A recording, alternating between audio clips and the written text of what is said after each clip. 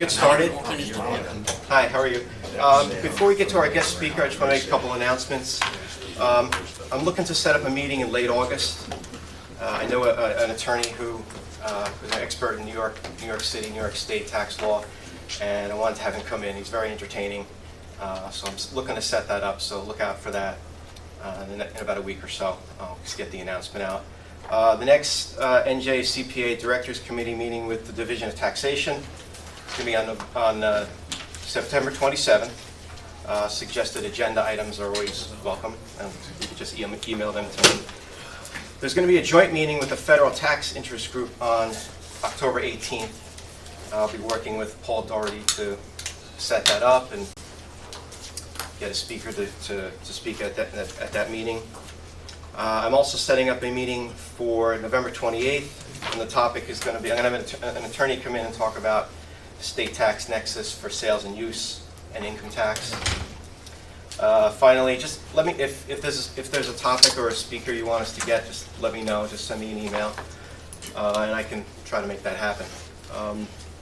So today we have a guest speaker, Mark Pfeiffer. He's a senior policy fellow, assistant director at the Blaustein Local Government Research Center, Edward J. Blaustein School of Planning and Public Policy at Rutgers University. He holds a BS in Urban Affairs from American University and a Master's of Public Administration, New York University. And the topic is New Jersey property taxes, challenges. We don't pay to New Jersey. I'm sorry? We make charitable contributions. Not yet. Getting there, but not yet. Property taxes, challenges, process, and opportunities. Please welcome Mark. Good afternoon, everybody.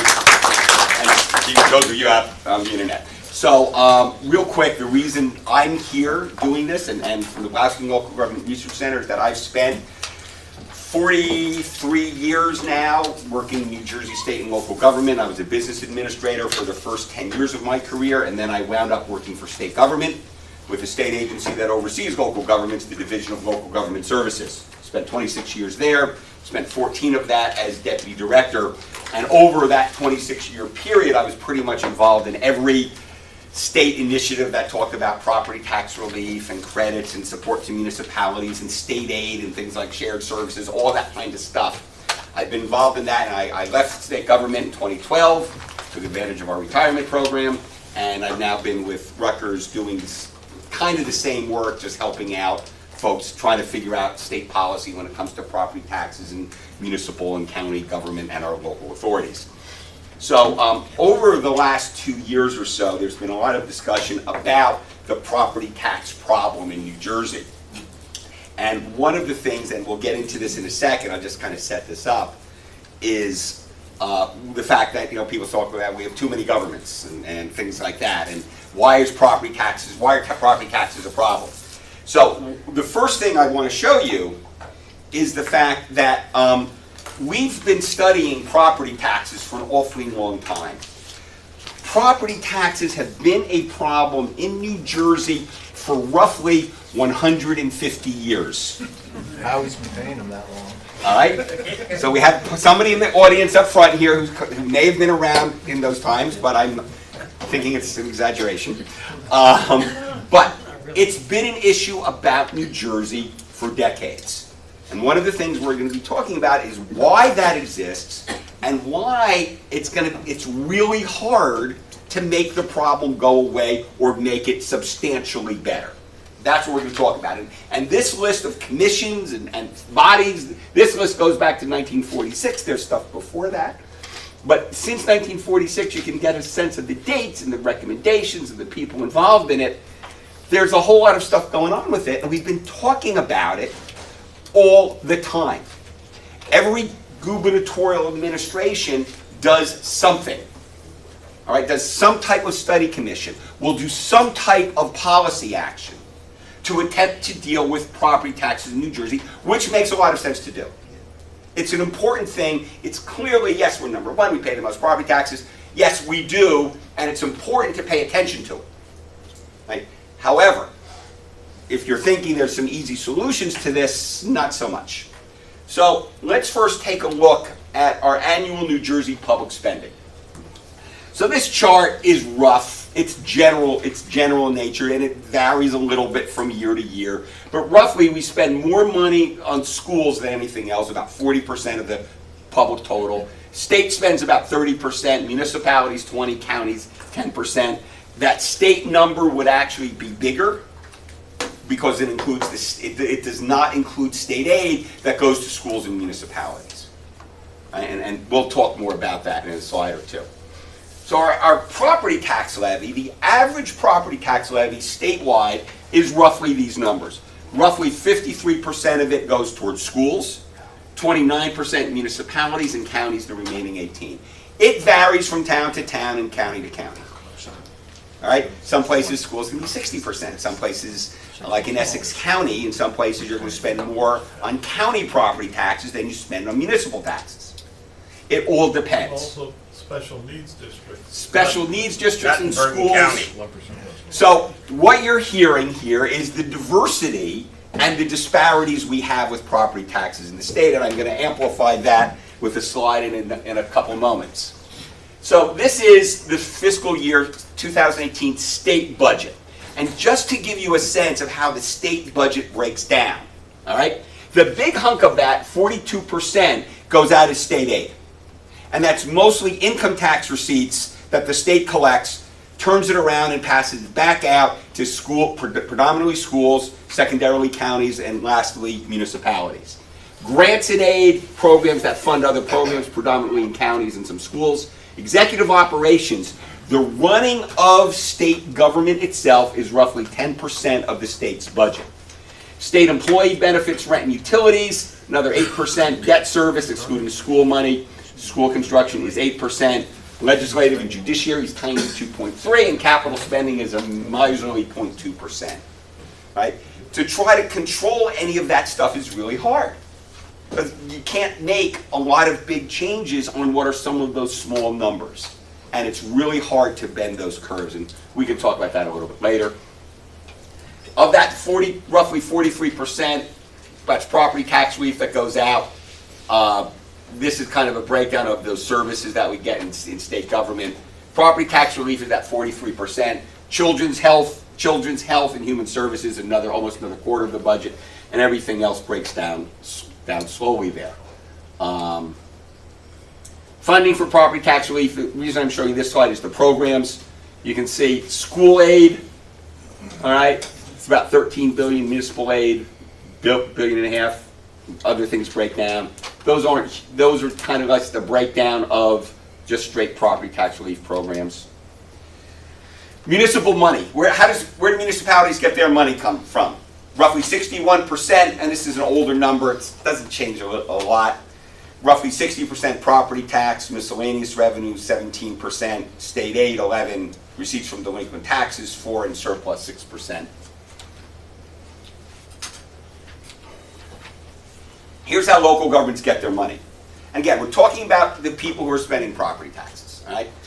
Municipal stuff, type of taxes, we have fixed rates versus residual taxes, all right? Fixed rates, sales tax, income tax, right? That's where we have rates that are set. We get whatever revenue comes in based on what happens in the economy. Residual tax, that's our property taxes. We raise the amount of property taxes by basically a calculation, total expenses, or as we'll call them appropriations, less all anticipated revenues. That's the amount we raise by property taxes. The rate is variable each year because it's based on how much money we need to raise and what the assessed value of that community is, what the tax base is. Local governments do not get in persona taxes, person-based taxes, right? They get in rem, property-based taxes, right? So when we tax somebody for property tax, that tax stays with the land, not with the person. It makes tax administration a whole lot easier because the land doesn't move. Right? People move, land doesn't. Easier to put things on land, and from a tax administration standpoint, that works pretty well. Local governments get fees, fines, and charges. We get state aid. You know, fees, fines, and charges. You just probably read last week about municipal court saying we have some challenges with how some municipalities use or abuse those types of things. Fees for various municipal services, charges for other things. Here's the important point when it comes to fees and charges. Taxation is limited to what municipalities are allowed to tax in the state constitution. State government works the same way. The power to tax comes from the Constitution. When we do fees and charges, those fees and charges are supposed to have some type of rational nexus to the cost of the thing you are charging for. All right? Construction code, building permits. Right? The cost of running a construction code office, the issuance of permits, the review, the inspection, is supposed to be covered by those fees. It's not supposed to be a general revenue or produce profits for the municipal government. Right? It happens, right? But under the law, it's a fee that's supposed to have a nexus to the cost of delivering the service. So we're not supposed to use those to make money to offset property taxes. Question up front. But that rule doesn't apply to municipal court. That rule does not, because that's a fine. Municipal court is treated differently because it's a fine where you have arbitrary numbers that are placed. All right, you know, you have state laws or local ordinances. Well, if you violate this, you are fined for this because there's supposed to be deterrence. Right? Some municipalities over time have developed a habit of saying, well, if we charge more, we can find more people guilty, we'll make more money. That's unfortunate, not the way the system is supposed to work. Right? Those become incidental numbers that you kind of recur on an annual basis, but to use them as a point of policy to raise money to offset what you would otherwise have to raise by property taxes is clearly inappropriate. But there's no way to stop it, though. At least there hasn't been. There hasn't been a way to stop it. There will be people who will deny those allegations. Some people get caught up in circumstances. The Supreme Court committee that just issued its report last week suggested that, well, maybe we need to increase the way judges are appointed to relieve some pressure that they may be getting from the municipal officials who appoint them. Unfortunately, a lot of those are outliers. In our society, we tend to make policy based on the behavior of outliers, people who go outside the norm. All right. The people who are doing things the way they're supposed to sometimes get caught up and get blamed for that kind of stuff and get caught up with the penalties that may happen or the changes in policy that come from it. No, but it could be fixed legislatively if they want. Yes, the court has proposed legislative fixes to deal with those things. Where those go, political process remains to be seen. So a couple other revenue sources. State aid, this is money that the state provides to reduce property taxes. That's not money like a grant that you get and you're supposed to spend it on something. This is money that, if not for that, the property tax levy would be higher. That's the idea behind that. And then we get, whoops, whoa, what did I just do? There we go, okay, push the wrong button. You raised the real estate tax. I just raised the real estate taxes, right. And then we get grants, which I said that's money from state agencies or the federal government that basically says, in exchange for us giving you this money, you're going to do something with it. Right? We have programs where some of our urban areas get grants from the federal government to hire police officers or firefighters. Right? We give you the money, you're going to hire more of those individuals to improve public safety. We get programs for child welfare, child health, AIDS research, things like that. Grants come in, we're spending that money on those programs. And finally, we have what in municipal government we traditionally called our surplus, but from an accounting standpoint, it's more correctly defined as the fund balance, which regenerates itself each year. And then each year, in most municipalities, there's enough money that you can bring that in, some of it in as a revenue each year. The balance of it is used for cash flow purposes. We can talk a little bit more about that later. That's where the money, dedicated funds, sorry about that. Dedicated funds are things for a specific purpose. Utility operations, water systems, all right, where some municipality runs a water operation or a wastewater operation. You're charged fees for those types of services.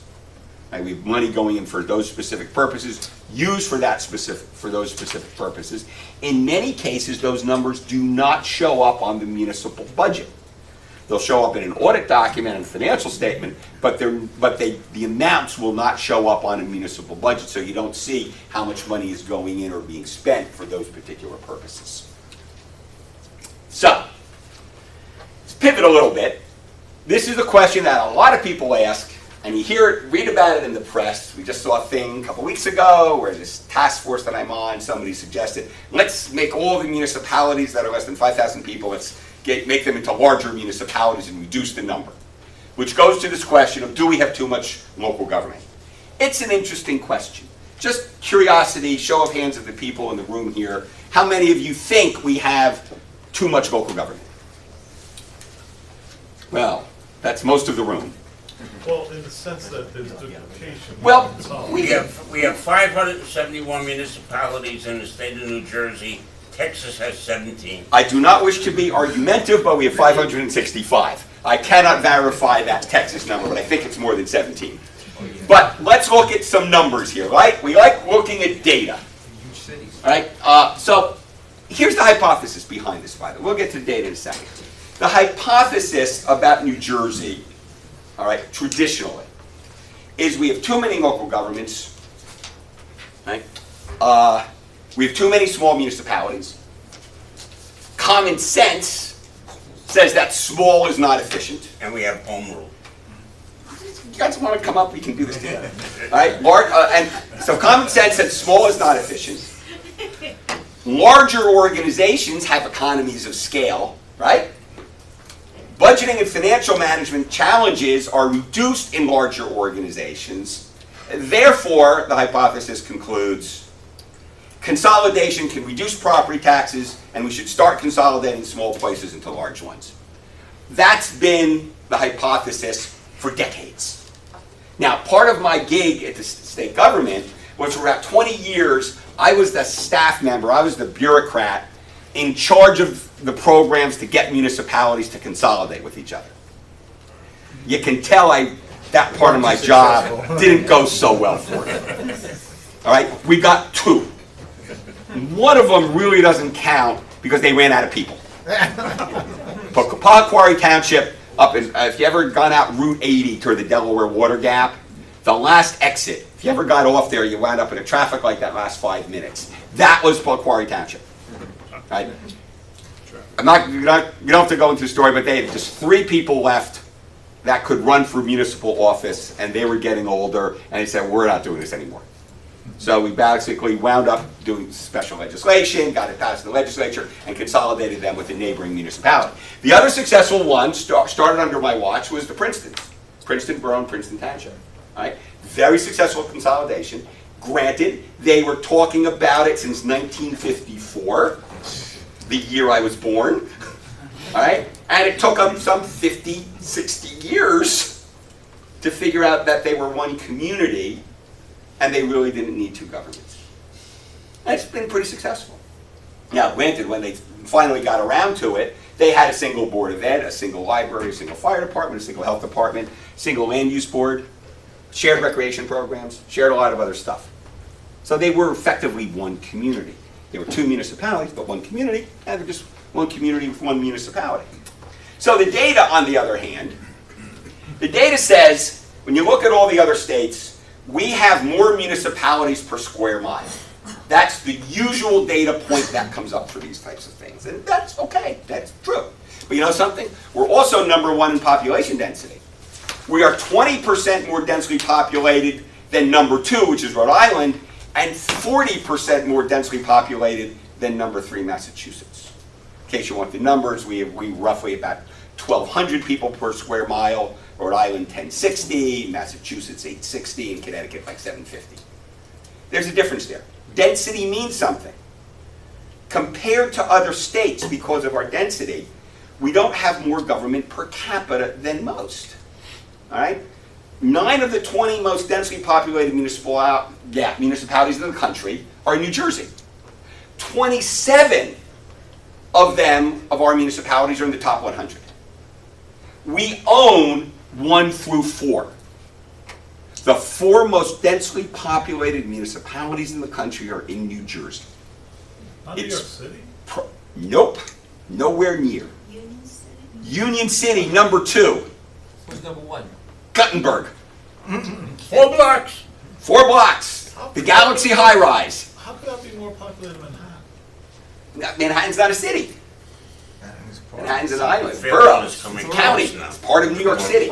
New York City's got 5 Yeah, boroughs. just look at Brooklyn's crowded. Who's 3 and 4? 3 and 4. West New York and Hoboken. All that area. That whole area, yes, that whole northern Hudson kind of area is part of it. That's the traffic. All right? We got some space. You know, you asked the question before, how many people think there's too much government? Everybody, most people raise their hand. Yeah. How many people would like to get rid of their own government, you know, their own towns merging and losing power? That's, That would probably be less. we'll come back to, that's a real good point, we will come back to that. Let's get a couple more data points up here, however. So we got 9 of the 20, virtually half the most densely populated places in the country are here, right? We are number 34 when it comes to number of municipalities per 10,000 people, or per 100,000, whatever number you want to use, compared to other states, right? So when yes, we have more on an area standpoint, but when you look at the people served by government, we're nowhere near the top. Right? That's an important dimension when you talk about government providing service to people.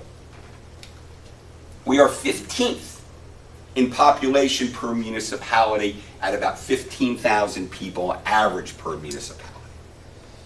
All right? There's a couple ways to calculate that. You got other states, you got counties, but roughly we're roughly 15,000 and we're 15th in the country.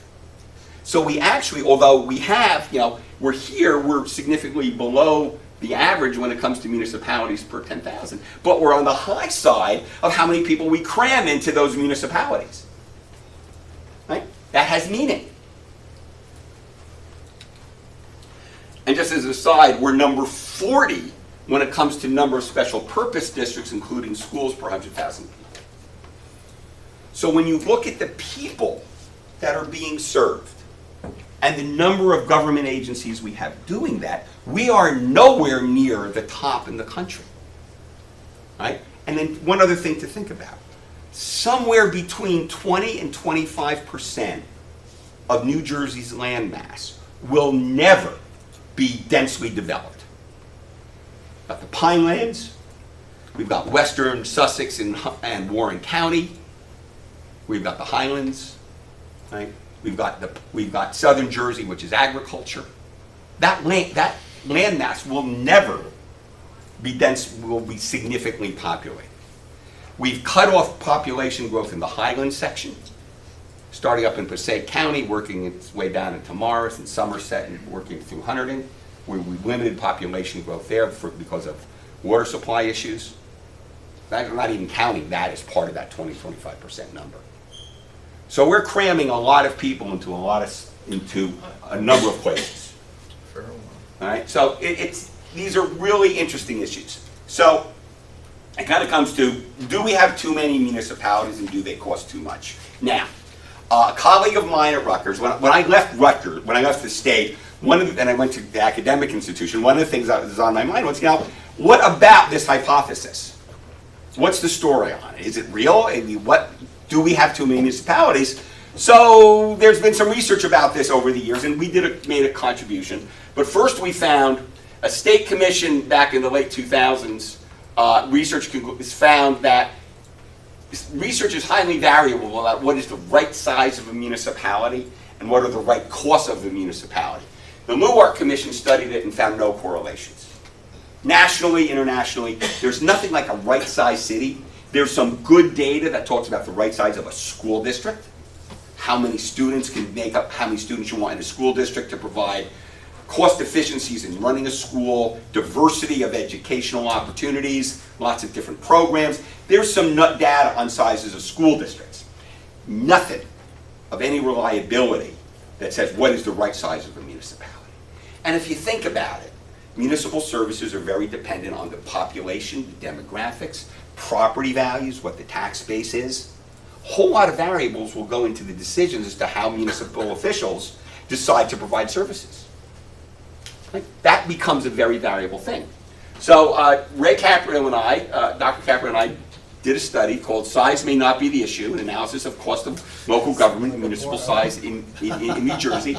You can find that online. Just do a search for Blaustein local size and you'll probably find it. In 2014, we looked at 2011 data, and we'll probably be refreshing the study in another year. We looked at total spending plus fire districts. Those of you, we have 100 who live in one of the municipalities that has fire districts. We have 100 municipalities where fire is a separate item on the tax bill, right? Because you have a separately elected fire commission. We added in fire districts. We took out the reserve for uncollected taxes. All right, in business speak, that's allowance for bad debts.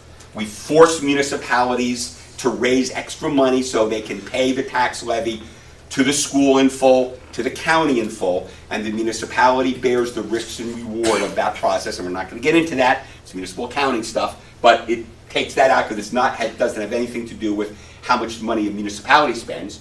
Looked at 2,000 population. We then ranked municipalities into 10 population groups from 0. We divided at 565, and we did a per capita spend average for each of those groups. So we found a couple things. First of all, I'm not showing you the slide, but we found that resort communities, and we have a statutory definition of them, they were always at the low end. They were high expense, right, but low population because they're resort communities. They have an abnormal spend because they have to spend for a resort community that can double, triple, quadruple in population in the summer. So we took resort places out. When we take them out, we're down to about 505 municipalities, and this is the spread of cost per capita. It's not terribly remarkable, is it? The tendency is that larger places spend more per capita than smaller places. Right? And you get those little dips in there. You get some sweet spot maybe, you got a sweet spot between 3,600 and 5,100 people. You got a little low spot, that's the lowest per capita cost. It'll pop up, then it goes down, up, then it bounces around. Now, they're very rough numbers. There's some whole bunch of variables we couldn't control for, right? So this is a rough estimate, but the point is, it does not show that if you combine populations together, you're necessarily going to get lower spending on a per capita basis. Notice we didn't use taxes. We didn't use average taxes because taxes, the big variable there, is property values.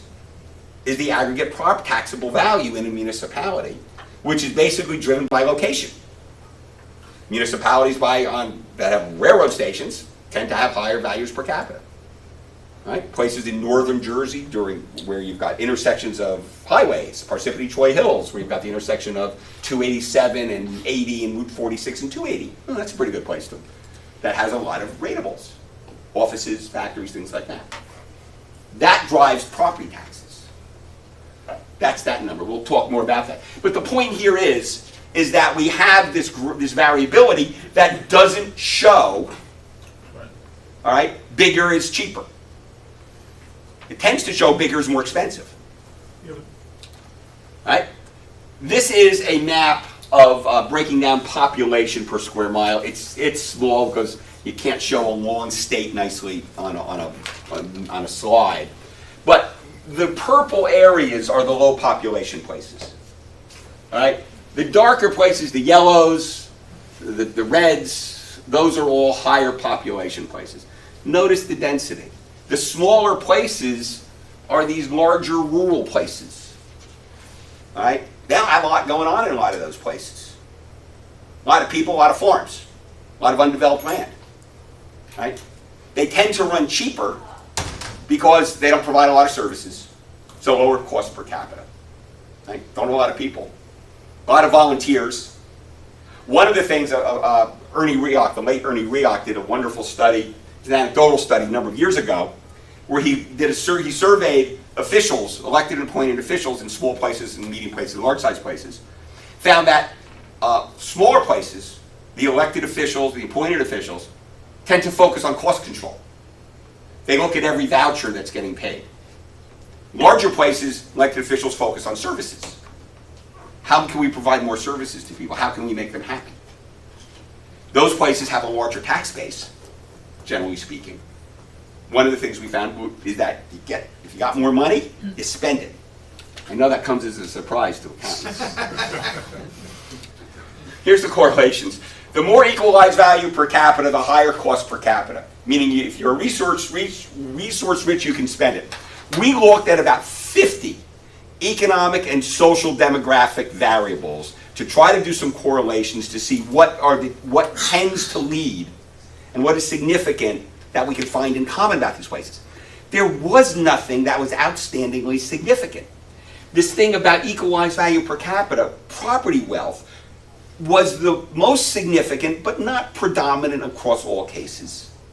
Right? But that tended to, you could do that. Found that the smaller that reserve for uncollected taxes, the allowance for bad debts is of total appropriation, the higher cost per capita.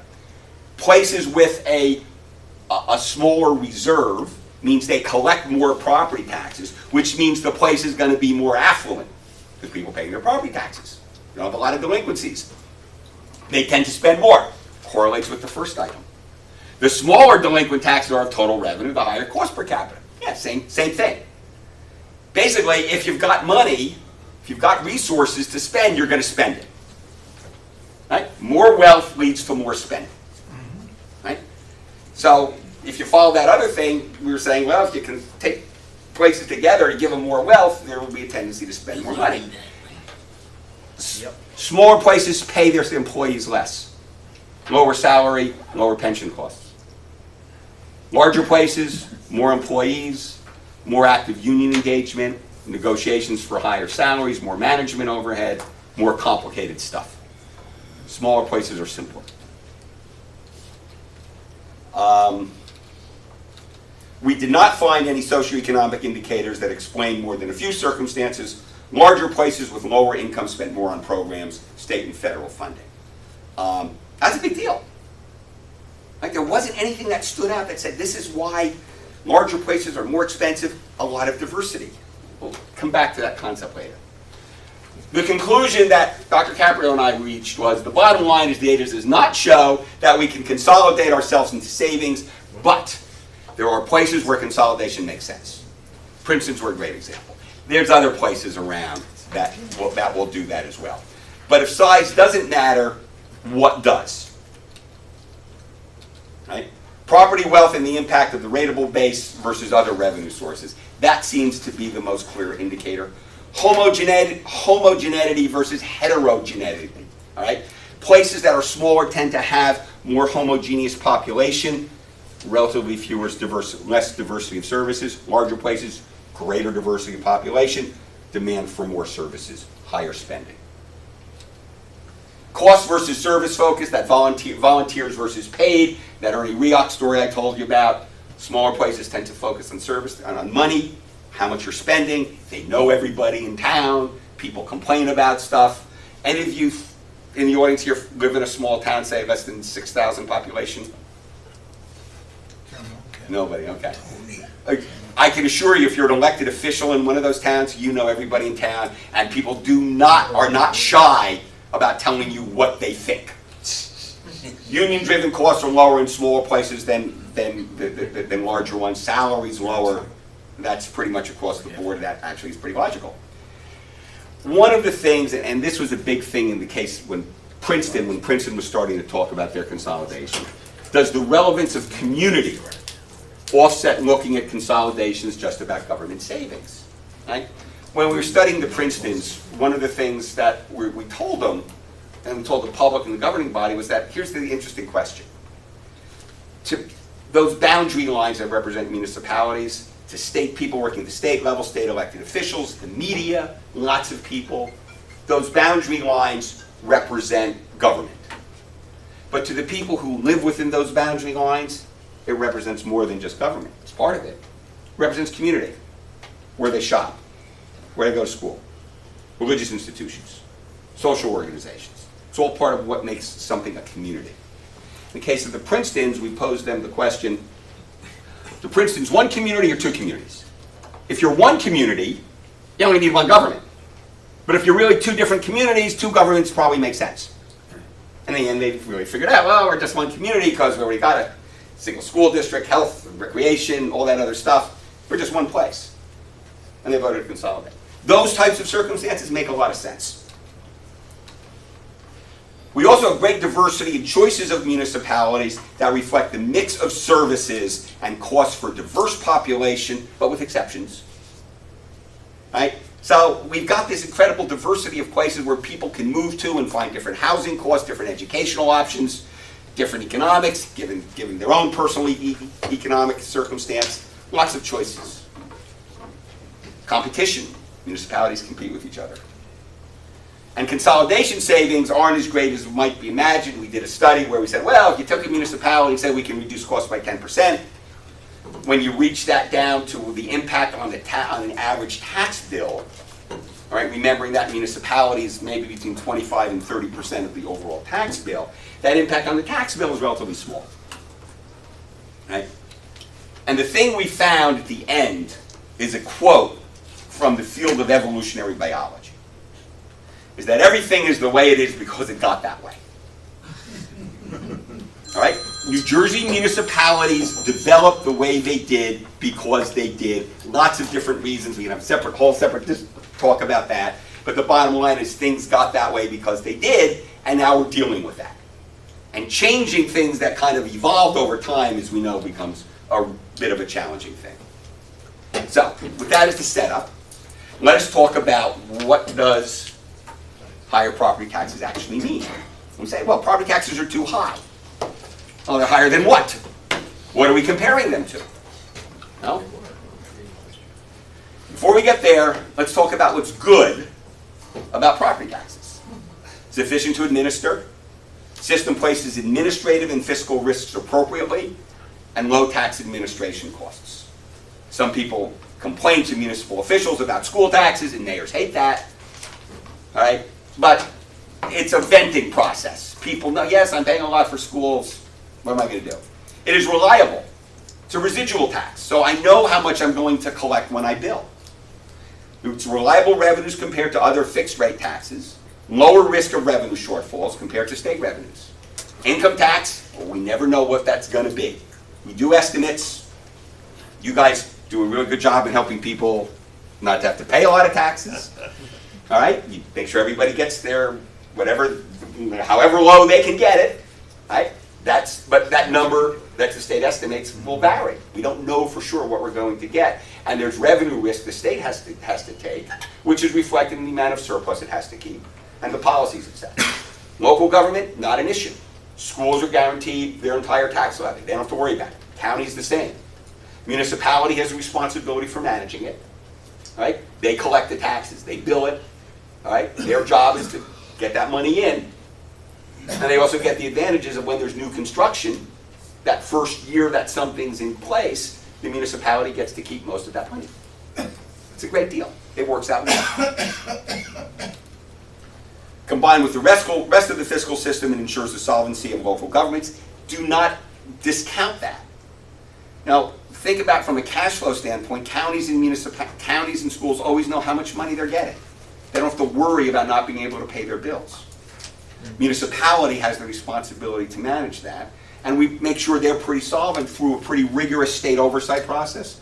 The requirement to raise that allowance for bad debts each year, right? That's a pretty good fiscal system. We're very conservative, and conservative in a good way that says we make sure everybody's got enough money to pay their bills.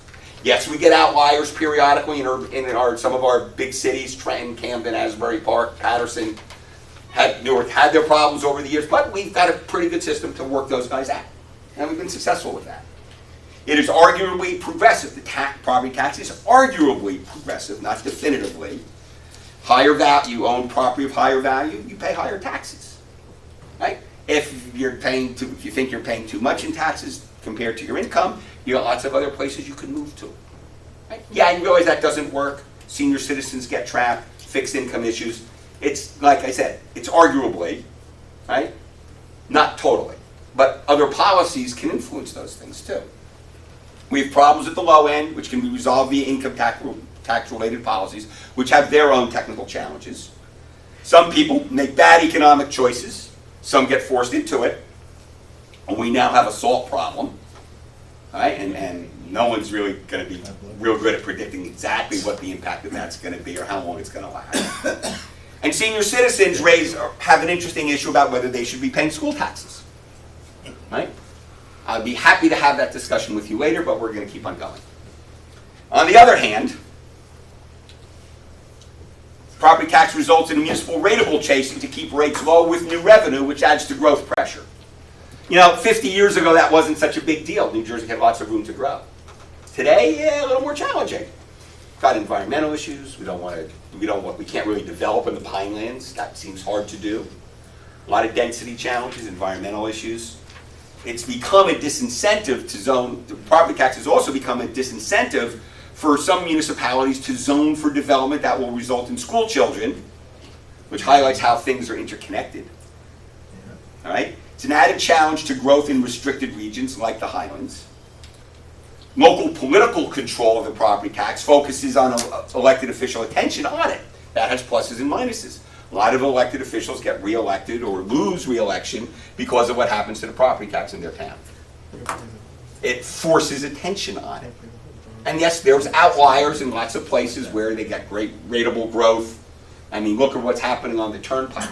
Municipalities that are joined the turnpike, the growth they're seeing in warehousing, ancillary related services because of the distribution and logistics industry growth that we've been having. A lot of those towns have been picking up ratables every year. That's pretty cool. Not much of a problem there. Senior services with the higher costs are also paid by folks with lowest incomes. So urban areas. The highest cost of services that we have are often found in our cities because there's a lot of services we are providing to a low-income population. SALT deductibility is the new problem and its current uncertainty. It's easy to complain about. It's the only tax that people pay in quarterly amounts and not at the point of sale or not as a deduction from their payroll check. Mortgage-based payments are a completely different dynamic because a lot of people who pay their property taxes to their mortgage have no real idea of how much they're paying in property taxes.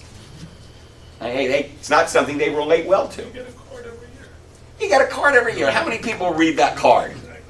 Did you know that since 1992, more or less, there's been a statement on your property tax bill that shows how much state aid your town, or since 2007 when we invented it, how much your property got in property tax relief from state government?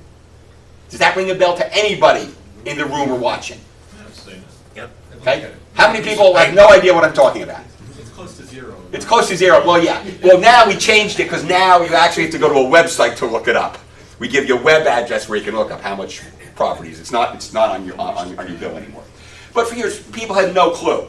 You guys, but based on your profession, yeah, you're going to look at that stuff closely. Average citizen, not so much. So what does high mean? Another question. Tax bills are dependent on three key elements. The combined tax levies of each taxing district. Remember, you got your school, your county, your municipality. You might have a fire district. You may have a county open space, a municipal open space tax. We've broken out municipal library taxes. It's a separate tax. They have a separate tax now. Used to be in the municipal part of the municipal levy. It's separate now. Right? You got all these different things on it. It's the property tax. It's the property value of each taxing district, each municipality, which varying percentage of residential and commercial values in each municipality. Municipalities with high residential properties, where the percentage of property value is highly residential, higher part of the tax base is paid by residential homeowners. More commercial property, businesses are paying a higher piece. Assessment of individual parcels, very dependent, right, on what individual parcels are paying.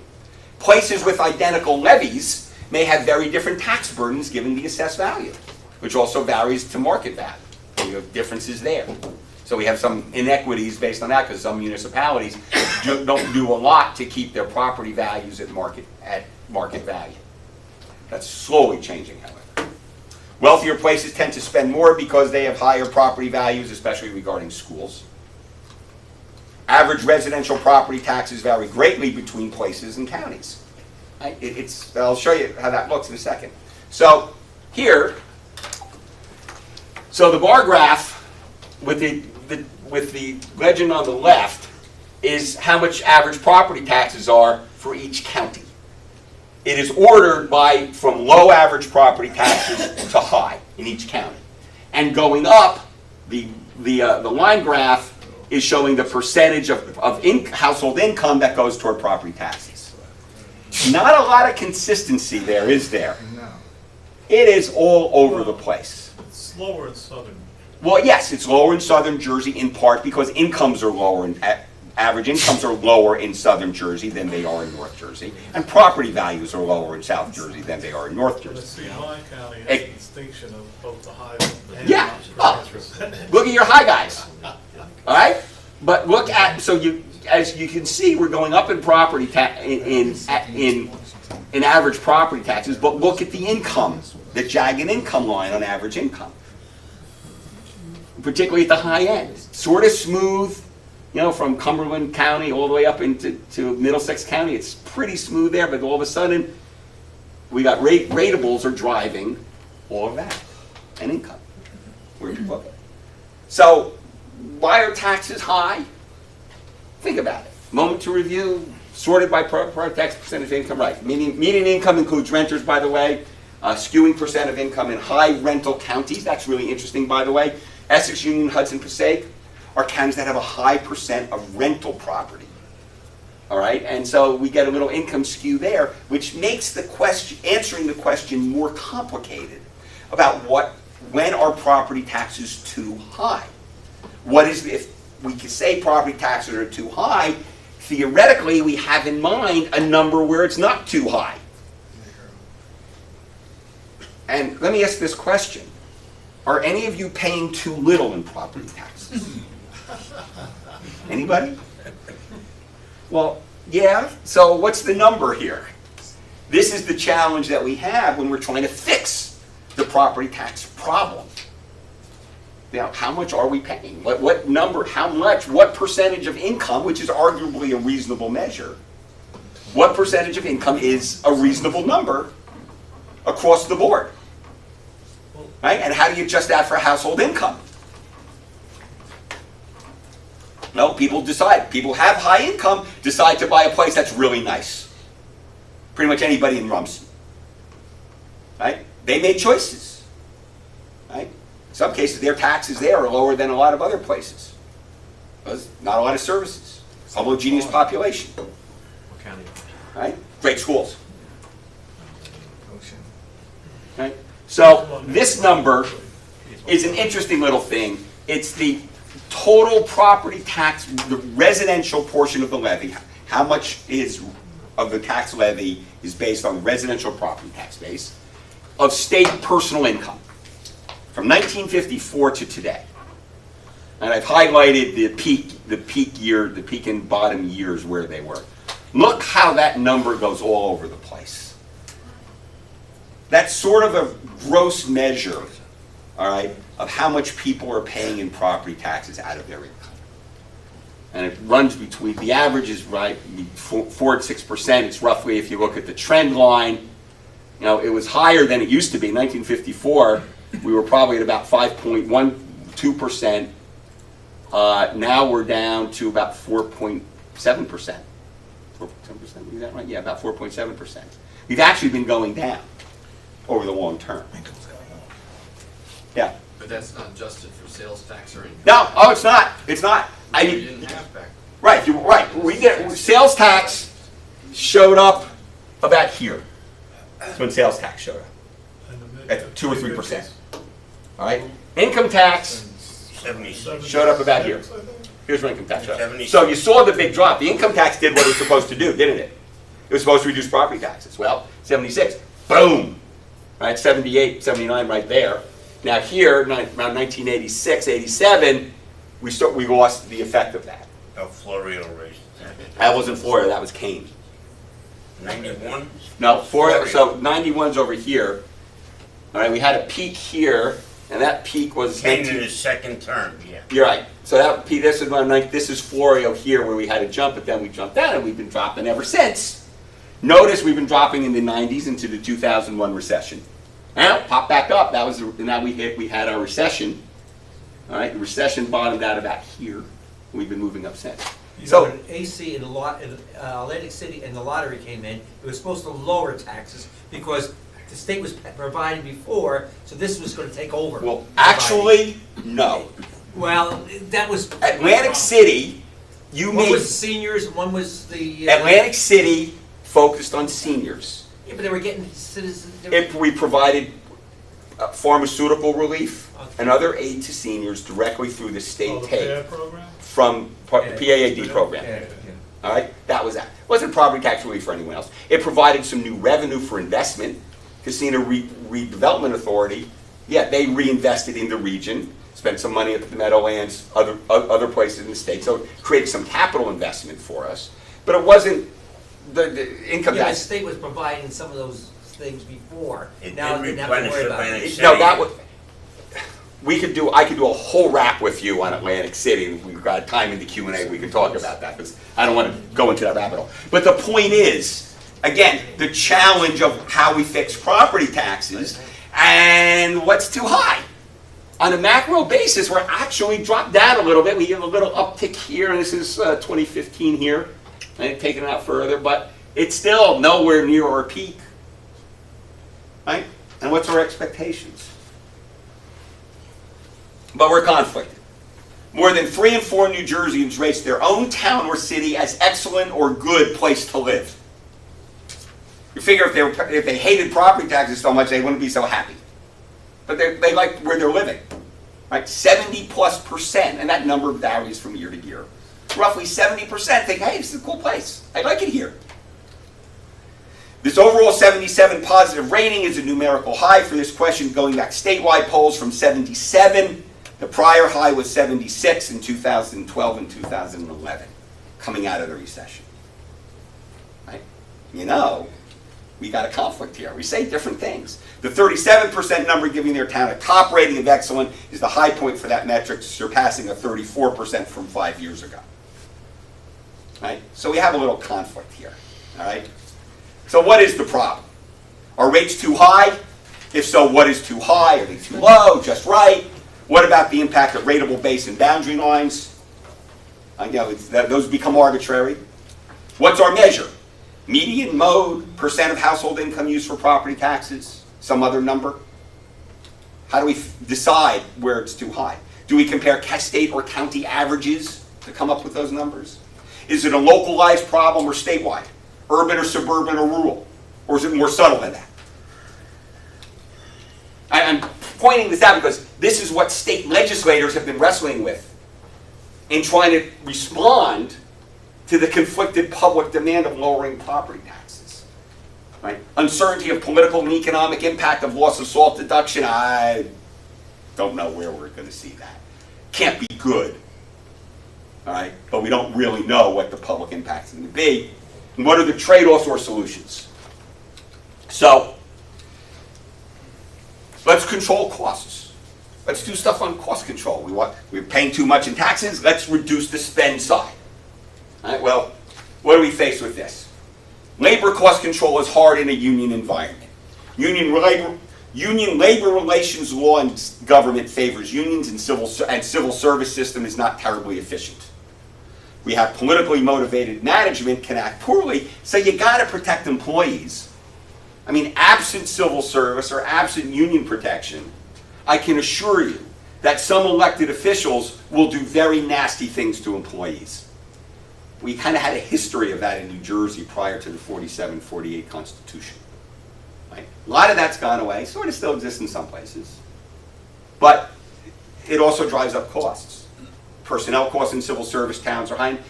All the big cities in all but one county are in civil service. Most of the small places are not. But we basically said, okay, in 1968, we said, okay, public employees can organize, all right, and negotiate. In 1977, we created interest arbitration that provided a form of settlements, basically to settle police and fire interest arbitration cases. All right, we created that model. Arguably, and I would argue this, is that those systems have been skewed toward labor. All right? We have to also keep in mind that in our society and country generally, public sector employees are the only group of employees that are getting involved and have influence in who their bosses are. That's an interesting conundrum we have, and nobody's really figured out how to solve that. Employee cost sharing of health benefits has been done, but the benefits are still high. 2011, we said, okay, every public employee over the next 4 to 6 years is going to be paying a percentage of their health benefits cost. That number's roughly, depending on how you count, 35%. That's pretty compatible with the private sector. But the packages are still very good. They're basically Obamacare Platinum, ACA Platinum programs. And there is an ongoing debate. Governor Murphy just created a commission to deal with it. The legislative task force is looking at that as well. So that debate is still with us. Pensions continue to be troubling, but we can bend them down over time. There's things we can do. It's a matter of political will to fix that stuff. Now, I get to say that, of course, as a retired public employee. Gotta fund it first. If funding is a problem, we have a serious problem with that, and that discussion is ongoing. That discussion has effectively been ongoing since about 2002. What percentage of it is being funded now? It's still underfunded. Depends on the system. If you look at the PERS system, which is state and local government, it's rough. I don't want to say the number because I don't know what the current numbers are. Teacher system is the most poorly funded system that we have. The teachers' pension systems, that's all paid by state government. Local districts do not contribute a share like a municipality does for its public employees. It's all paid for by the state. Which goes back to that issue, the public policy. We said, okay, state's going to pay for pension contributions for all professional teachers and certificated people, right? The public policy decision that was made. That's what we deal with. Appropriation and cap levy. We've had a cap on appropriations in most places since 1977. We put in levy caps, how much that tax levy can go up every year. Governor Corzine, we did that in 2007 when it was 4% with a bunch of exceptions. It did lower the average rate of increase from between like 8 and 12% to 6 and 8%. Arguably not enough, didn't bend that curve enough. Governor Christie came in 2010, said we're going to go 2% with just 4 exceptions, right? That's in place now, not going away. We also imposed that change in health benefits where employees have to start paying a share of their money.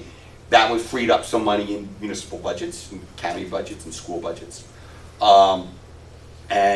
also did an interest cap, a cap on interest arbitration settlements, which was 2%. That lasted until the beginning of this year. That's off now, and we'll start to see the impact of that over Is the that next. all for all employees or just certain? That was just police and fire interest arbitration cases. That 2% cap went away. We still have the overall 2% levy cap, which isn't going away. That still exists. Right, that's what I'm going.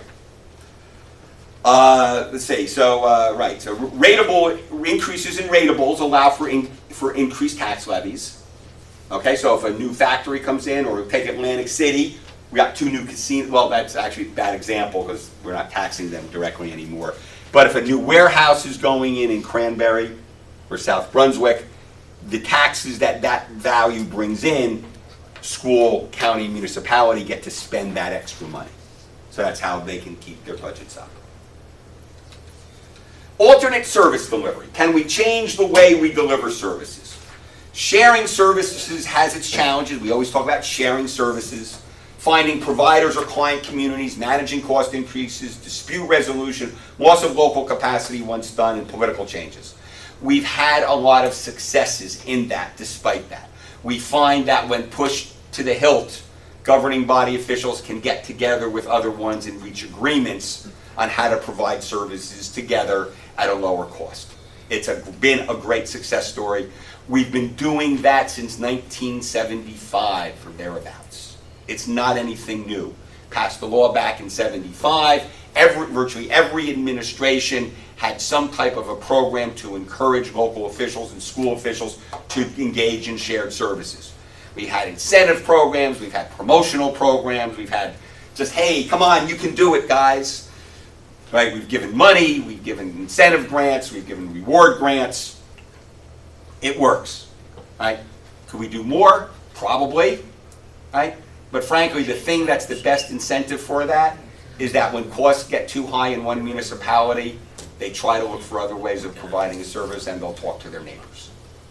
That's kind of the best incentive for that. Counties have more potential for sharing services, less local control, and increased politics, but there are successes. One of the great statewide success stories in most counties has been 911, emergency call taking and emergency dispatches. That service has gotten very expensive for local governments to provide on their own. We've seen a number of counties step up, and we've seen regional service providers, like one town decides to provide it for a number of neighboring communities.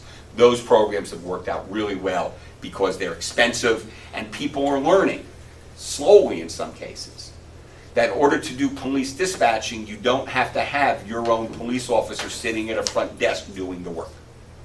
We have some wonderful training programs, great technology for what we call public safety communicators or telecommunicators now. Outsourcing services. Back in '99, we created a procurement model called competitive contracting, which allows for qualitative evaluation of proposals when you're bringing in a third party to start doing a service for you. That has advantages. Cooperative purchasing is common, where we join together to take advantages of bulk, but it could be done better. So a lot of places, unfortunately, is that some cooperative pricing has just been pricing services, but we leave a lot of volume on the table because there's a lot of options for shopping around for that. Schools. Well, our schools are generally highly rated and desirable. Well, one of the reasons is we pay for that. We pay for facilities. We pay for textbooks and instructional materials and technology. We pay for qualified teachers to do the job, right? As a result, we are one of the most highly rated states when it comes to our K-12 educational system. And schools, you say, aren't cheap. Federal and state mandates add costs, and some of those costs are things we need to do. Special ed programs, for example. All right, you got to educate them. You have obligations as a moral society to do those things. We have moved some costs to fees. Right, schools will charge fees for something that when many of the people in this room and myself were growing up were part of your K-12 education. I mean, how many people listening to this or here had driver ed as part of your curriculum, right? How many of you had to pay separately for it and do it outside of school? Not so many of you. Most schools today, basically, it's an outsourced project. You have to pay fees for that. We've found a lot of foundations. Many districts have created foundations to absorb some costs that aren't being raised by property taxes anymore, or couldn't be because of the caps. State school funding that has been flat for 8+ years, but not for costs. We have this new formula. The governor signed the bill yesterday. We're fixing the state aid formula. It's going to take a couple years to be fully implemented, but that's a big deal. We've had some challenges with that over the years. We're now on the road to fixing that, but it's also costing increased money to equalize the school aid challenge that we've built up over time, as far as money going, the right amount of money going to right districts, and there's all kinds of formulas behind that. Generally, our public's desires to support good schools. It's a state asset. It's a reason people want to live here. Right? We have lots of reasons why people want to come here. Right? Schools are one of them. It also supports property values. Good schools historically provide support for property values, and the property value is the bottom line of what many owners think about when it comes to state and local policy.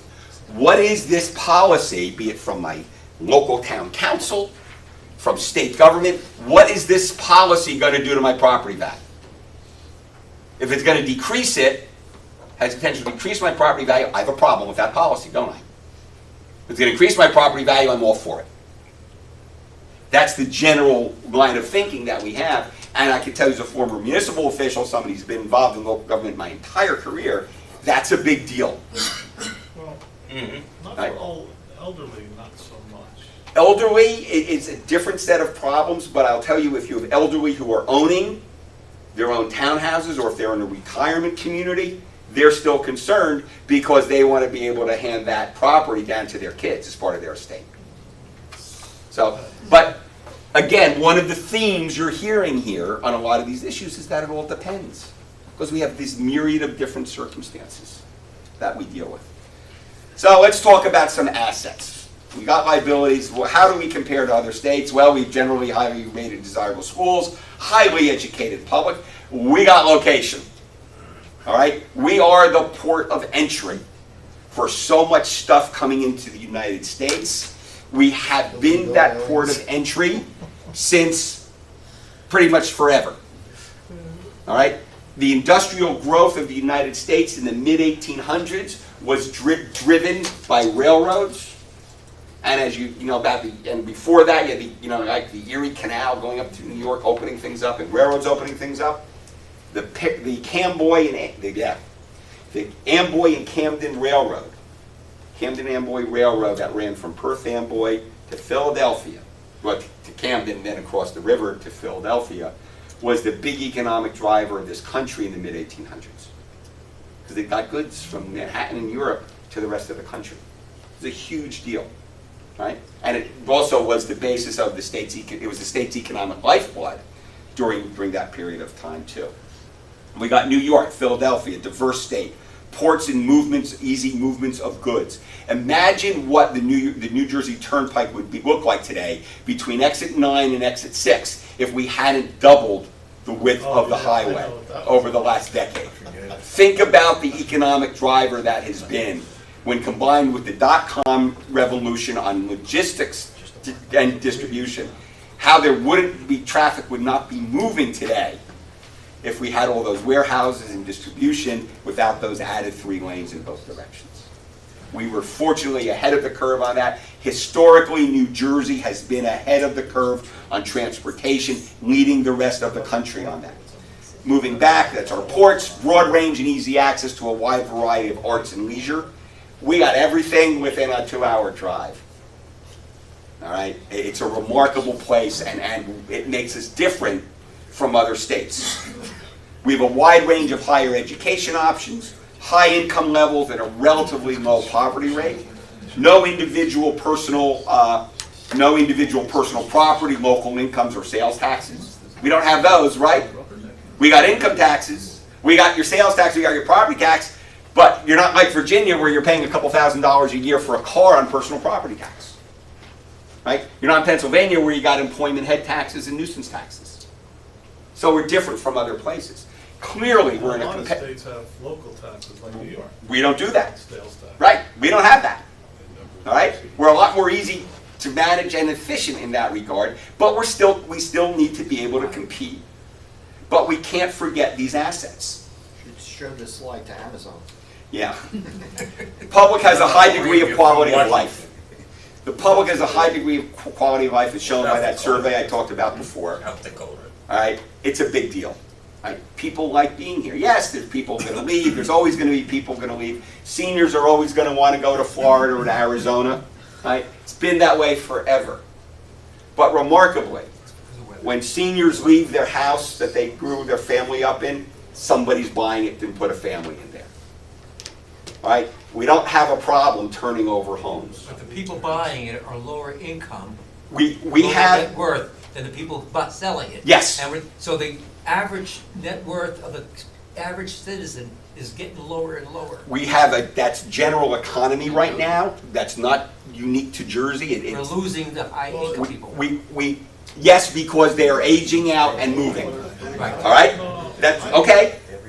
They're retiring and moving out. And yes, we have a high-end issue and some uncertainty as we increase income taxes or increase corporate taxes. We're going to see some high-worth people who are going to pick up and leave. All right? Will that be the tipping point? It will for some people. But you know, we still have a lot going for us, and we need to adapt. We need to realize that we're competing with other states, and there's some policies we need to deal with and address. But I'm pointing out how difficult these things are to do. So other states we compete against, you know, other states in the country, lower cost and lower quality schools, right? People aren't moving to, I don't want to diss Florida, but people are not moving to Florida to educate their kids in K-12 systems, or California for that matter. Right? They're not going to public systems for that. Right? Lower density results in lower property values in other places. Infrastructure costs. Yes, you can go to North Carolina and buy a house at 1/3 the price. Right? But no infrastructure. New Jersey was ahead of the rest of the country when it came to building infrastructure. We built water, we built bridge, we built sewer, we built highways before anybody else really had to. All right? We're unfortunately at a point where we did combined sewage, where now we need to separate some of our septic. Yeah, but infrastructure's old. Well, yeah, and that's, hold that thought. All right? They have 2 and 3 lane roads where we have 4 and 6 lanes. They have fewer roads per square mile than we do. All that has costs that we have to deal with. They have newer infrastructure, lower density, lower maintenance costs. Ours is older. We are a unionized state which has higher costs, and our density results in higher costs. We can't repave a 2-lane highway at the cost that somebody would do that in Kentucky or Indiana. All right? We can't do that. We got people on those roads all the time. Right? There's costs that come into construction that have to deal with that. Our costs, by our nature and our history and our development, are going to be higher than other places. We can't fix that easily. I don't think you can fix it at all. All right? We have to maybe be more efficient in how we do it and get rid of arbitrary barriers, but we just can't wave a magic wand and make those costs go away. Other states will impose personal property or payroll taxes. Oh, we don't do that. Right? They have county-based government, particularly that runs in unincorporated areas that have lower service level and or lower density. Keep in mind, New Jersey is fully incorporated. Pretty much every square yard of the state is part of a municipal government. That is not the case once you get out of the Northeast. All right? We've had that. Rural state places already have lower costs and more reasonable taxes and usually lower services. All right? We're just different. And we see those national surveys. New Jersey's the highest at this or the lowest in that. Yeah, because we're different, and those surveys are only usually looking at one dimension. That should be the new New Jersey slogan. We're different. New Jersey, we're just different. So, you got a problem with that, yeah. New Jersey and you. So, our additional revenues a solution. All right, new local taxes or fee-based revenues. All right, yeah, well, we could do that. That's hard to administer, and there's cost of tax administration when you're going to do local taxes. Mandate relief, well, we've done a lot, been there, done that. We did that in the 1990s, we did it in the 2000s. There's not a lot of mandate left we can do. There's some, we can look at we are looking at those things institutionally. Yeah, but now mandates must be funded. Right, well, yes, we have new mandates that must be funded. We did that in the mid-90s. That was a good thing. It protected a lot of stuff. So mandates are a harder thing to deal with these days. And those that are left are pretty much society-based mandates, not just because you're a special municipality or something. State aid, state budget is already challenged, plus 50% of it is roughly state aid already. There's been ideas floated in the past. Minimum guaranteed tax base.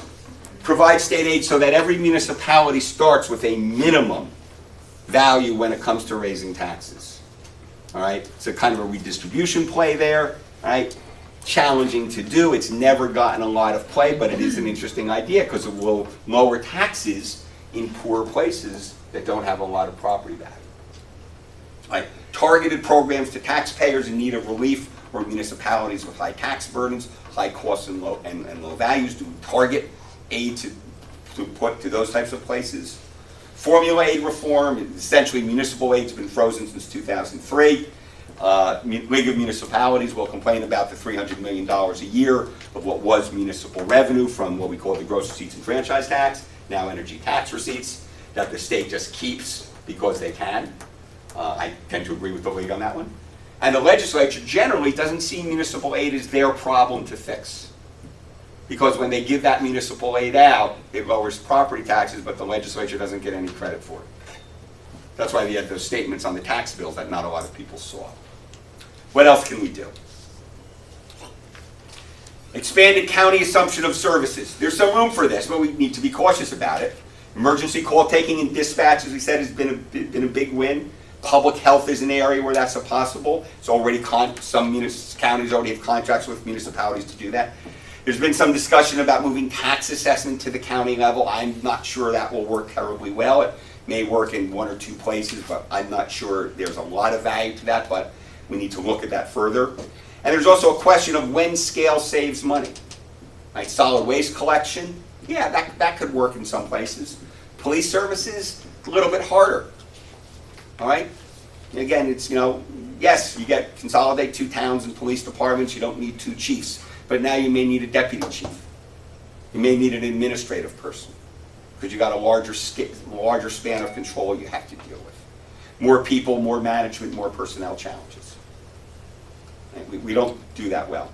State assumption of services, I don't think that's going to, doesn't pose a whole lot of With options. the library, they changed the library funding. Libraries, basically, they took what wasn't a Used to unit. be 15% of No, municipal value. No, the millage is still there, but instead of being part of the municipal budget, the minimum amount of it is just raised as a separate property tax rate. Yeah. It was able to lower the municipal rate, but you had a separate rate on it on your bill, so it didn't save any money Yeah, for but you. It was a didn't do perception. anything, but they changed it. It was intended to be a perception issue, which They lied. no one really noticed. So, improvement of tax administration can result in improved tax equity, but those who gain from the current system won't like it, and as we know, we tend to have those types of challenges where people tend to block and use political effort to try to stop things from having to affect them. Increased eligibility of business personal property that can be taxed. That's something that's been reduced over time. That could result in more municipal revenue. On the other hand, you're going to increase costs on businesses. All right, how do we deal with that? As much as we say, well, when our property tax is too high, when our business tax is too high. All right, you're going to have that same debate there. Yes, we could try to shift the burden around a little bit, tweak it at the edges. That will help some people, not so much others. So that's a problem. Technology-based efficiencies are probably out there, but new technology, as your profession has noticed, brings new costs, doesn't it? How many of you are now doing cybersecurity type audits that you weren't doing a decade ago? All right, one guy raised his hands, but I'm pretty sure it's most of you. All right, new costs come in with that. Technology, yes, we can do things better, quicker, more efficiently, but we now have new challenges of managing technology, dealing with cybersecurity issues, which have their own costs that we're just starting to really getting to understand. Step back and do a re-examination of overall state and local tax environment. Remember that first slide I showed you of all those studies that were done. We haven't done anything on a really organized basis since the Whitman years, really, where they had a property tax study commission. We did 2007, 2008. The legislature did its own special session on property tax relief. A whole bunch of recommendations came from that. Christie administration, we really didn't do anything other than those legislative fixes, which were pretty good. Right? Can't knock those down, but we didn't step back and look at our overall economy. The legislature's created this fiscal and economic work group that is going to be making recommendations back to the legislature in the next couple weeks. That's been a quick shot at it, but that's the closest we've got to something that's stepped back and say, what's our overall set of circumstances here? All right, we tend to respond with our guts, all right, and stepping back and looking at some of this stuff has some value. We ought to do something about that. We then have to deal with citizen expectations, all right? For example, I asked this before. Do you know anybody that thinks their taxes are too high? Any of you doing personal tax returns? Anybody complain about that to you? Nobody. Even mention it? Nobody. Doesn't even want to mention it because they think it'll raise their taxes. My clients are all mute. Right? That's an interesting challenge because those people are not going to say that, are they? Even if they are at the low end, and they're not going to say anything. Are high amounts correlated, are high taxes correlated with high quality of services or life? Are people happy with that? There's a correlation there. Much of the public wants lower taxes, but no change in service level. That's that ongoing conflict we have. Should we be thinking in terms of the percentage of household income that goes to property taxes? I showed you that chart a little bit earlier on that point. Is that maybe a good metric to use on how we figure out when taxes are too high? If you are above an average, we poke an average, a state average, or maybe a regional-based average income. And if your property taxes are higher than that average income, maybe we give you income tax break on it. Of course, that income tax break will reduce the amount of money we take in that's available to go out as state aid. So there's a zero-sum game here unless you change rates. Push on one side, pull on the other side. As said before, this has been an issue forever. Legislatures have been trying to fix property tax since the mid-1800s. It's been a thing, And they're still in session. all right? But notice the challenges, because think about it. If it was easy to fix, we would have done it already. All right? This is the problem we have. As we start to wrap this up, a couple other thoughts. Density matters and is a cost driver. Can't fix that. We're stuck. All right? We can't just make something change and make that problem go away. Income tax-based aid is a general revenue benefits property owners who don't pay into it, business corporations. So think about that. When we give out state aid to a government agency, so we like school aid, right? School aid reduces the amount of tax levy you have, all right? Reduces property taxes to all property taxpayers. Okay? Great. So everybody who owns property is getting a break on that. Who's paying into the property tax relief fund? Who pays the gross income tax? Individuals, right? Chapter S, LLCs. Right? Where's the corporate tax going? But corporate is benefiting it because their tax bill is being reduced like a homeowner is. Equitable? Yeah, not sure. Right? Luck of geography and arbitrary boundary lines result in greater property wealth in some places versus others. That also creates diverse communities. All right? We got to think about that. That's sort of an asset there. All right? Yes, we got places along highways that have high property values. All right? Have great ratables. They can spend more money. All right? Not so much tax homeowners as much because they've got these nice businesses that are anteing up for them. How do we do that? Now that's another consideration. State constitution requires that property taxes, both rates and assessments, must be uniformly administered. All right? That means we can't have separate tax rates for businesses and homeowners. We can't assess property values at different ratios. Many states do both of those. All right? We don't, for example, all right, next point, modifications. What about higher tax rates on land and lower on improvements? Pennsylvania does that. We did that. No, we didn't. Look on your tax bill, your land. Oh, no. That's That's the value. Yeah. But the rate that's charged is the same. Oh, no. The rate that's charged on Yeah, but land. they moved the value. Right, but that's the assessor setting value on it. But some states, Pennsylvania for example, allows their municipalities to do what's called dual rate taxation, where they have one rate on land that is higher than the rate on improvements. What's the effect of that? Encourages more people to make improvements to their property because their taxes aren't going to go up as much as the value of land is going to go up. It also encourages better land use because landowners who are sitting on land that are not utilizing at its best use, all right, will now be paying higher taxes on it, and they now find a way to either sell their property or find a better use for it. All right? So that's a thought that's out there. We kind of looked at that in the mid-90s. Big landowners in urban areas were not very happy with that because they were banking their land for future use. Yeah, question? Can uniformity be adjusted through credit, homestead rebate and things like that? We sort of do that, but we do it for homesteads. All right, that's the state income tax. When we did that in 76, 77, we allowed credits where we could discriminate that, but the rates don't change. Yeah, I understand that. So we look at individuals. So the uniformity between commercial and residential property, couldn't they charge the same rate but give residential credits that they don't give to business? I know they do it for the homestead rebate Yes. in a lot of ways. They do it for veterans. So is there a way to expand those types of programs? It could be. That would require a constitutional change too. Okay, well, But that could be, just as dual rate taxation, but yes, you could do some other type of credit or differentiation, but the uniformity requirement in the Constitution, which, by the way, has been around since 1870s. It's been there for a long time. Pennsylvania on the income tax has a flat rate. Yes. But if you're a low income person, you get a credit. We do that too. We have a state earned income tax credit program as well. Right, so, but theirs is not a home, it's not earned income. Yeah.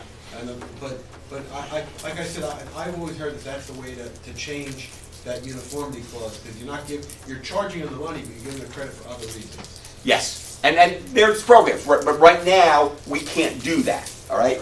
So we also have to consider, would changing property taxation affect other elements of the fiscal system? What's the unanticipated consequences of these things? All right, do we create an incentive at one point, but we create a disincentive elsewhere? When we do these things, we have to be smart about that. Carrot versus stick to control costs. Does using a stick on government agencies have value? Well, we used the caps. We started with appropriation caps. Did okay for a while. Didn't do okay. Now we do levy caps. That seems to be having an impact. All right, we've reduced the rate of increase in property taxes. I've always found it curious that people somehow expect their property taxes never to go up. All right, that taxes will go down or stay the same. And that's so contrary to the economics of how life works. The only way in a municipality property taxes can remain stable or go down over time is increasing value, where you increase the base. And that's more development. That's a game. And in some places, we're topping out at that. You said base, would it be ratables? The ratables, the tax base is what I'm talking about. Well, ratables. Yes, ratables, tax base, I'm using it the same day. But then but that provides a disincentive for a business to move in unless you give them a bargain. It's the challenges. We do give bargains when we're for redevelopment projects. Yeah, but they're investigating that now. Yes, there's a couple different programs there, but at the property tax level, if you're in an area in need of redevelopment and you're going to come in and build something, we'll give you effectively a discount on property taxes through a payment in lieu of taxation formula, where you pay what's called an annual service charge, which is less than property taxes for a good period of time. It locks in. We've done that for years. Good policy, bad policy, I'm not sure. But then that's a pilot project, but then you realize that your schools don't get that money. There is a line of thought out there now is that needs to be changed. Okay. Because what happens is the municipality will grab their money. Right. But then you'll turn around, you'll add more kids to your school system, and your school system will not see any of that money until they pay their Well, taxes. it's even deeper than that, because what happens is that the municipality gets that money, there's no encumbrance on the municipality to spend it, because it doesn't affect their tax levy. And there's enough loopholes in the appropriation cap so a municipality can actually increase its spending above the rates that they're otherwise allowed to if it was tax money, if it was regular property taxes. They take the pilot and use it somewhere else. They spend it, yes. They'll increase their budget and do more spending with it. They're allowed to do that. Oh, so it's not affected by the caps? Right. It's an add-on. So they can do that. All right? So it never helps your taxes. It's more insidious. No, well, again, if the municipality wants to do more they can certainly use it for property tax relief if they choose to. They can bring it in as a revenue and not offset it with any spending. All right? But that's not what a lot of them do. It depends on local politics. A lot of it goes back, it depends. Or create a surplus in your budget. Yes, well, they can increase their surplus, there's lots of things they can do with it, but a lot of cases it winds up being spent. It's really creative accounting. Yes. Thank you. So, we're almost done here. And the last point is, being #1 in property taxes makes great media headlines. And that is amplified by sometimes well-deserved general public distrust of government, which makes the problem even harder to solve. All right, because the press loves those types of stories. All right, and people see that. And the problem gets amplified beyond what it probably should be at. So, just about to close here, I want to give you some economists and what they've had to say. Think about Baumol's cost disease states that services become more expensive over time unless we automate their delivery. And government spending is predominantly service-oriented. For example, manufacturers can reduce costs over time through automation to reduce labor costs because they're making something. Services can't do that so well. And much of local government service is employees cost-driven. So we don't have those incentives. So economist Baumol said, that's an interesting little disease. Right? Wagner's law It says public expenditures rise constantly as income growth expands. So that's an idea that increases come from the public's desire for social activities of the state, administrative and protective actions, and welfare functions. So as income grows, they want more spending. Tebow model. Competition across local jurisdictions places competitive pressure on the provision of local public goods, such that these local governments are able to provide the optimal level of public good, translates to many municipalities, many consumer choices. Competition between municipalities to attract people to live there arguably can be a good thing. Right? Different nicks, and that's, we clearly, with 565 different places, have different nicks. And my personal favorite is Parkinson, one of Parkinson's corollaries is that budgets expand to fill the amount of available revenue. Right. It's called Right. Parkinson's disease. Everybody knows that, right? Yes. Government is not immune from that. I am done. We made this in an hour and a half, which was exactly what I wanted to spend on this. So Daryl's happy. So Darren, what are we doing? Q&A? You got anybody from the web checking with anything? So what are you? Okay, so you people on the web, if you want to submit some questions, now's the time to use your tool to do that. We'll see what we got here. So when are you running for governor? When am I running for governor? I'm not, thank you. Because I don't have a plan to fix anything. Yeah, Really intrigued with your concept of community.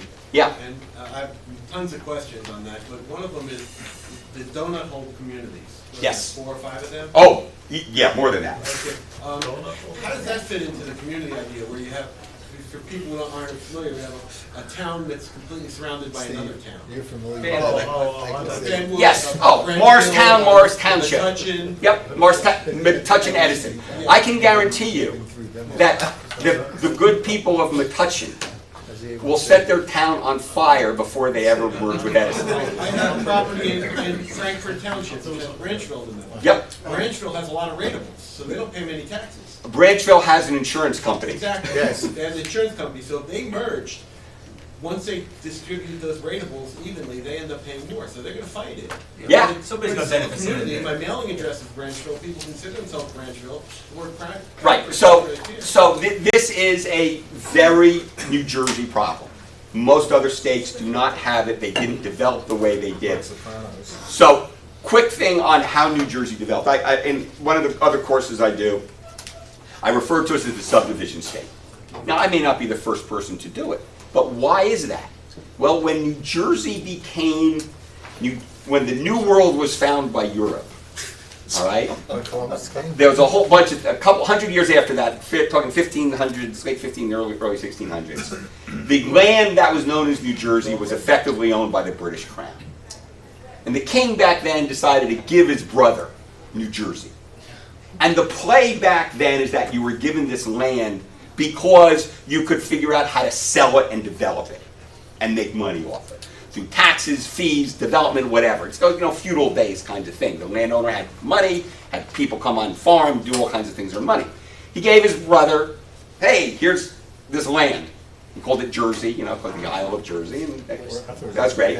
So one of the first things he did was sell it to Lords Berkeley and Carteret, who promptly split it down the middle, north to south, and we got East Jersey and West Jersey. That was our first subdivision.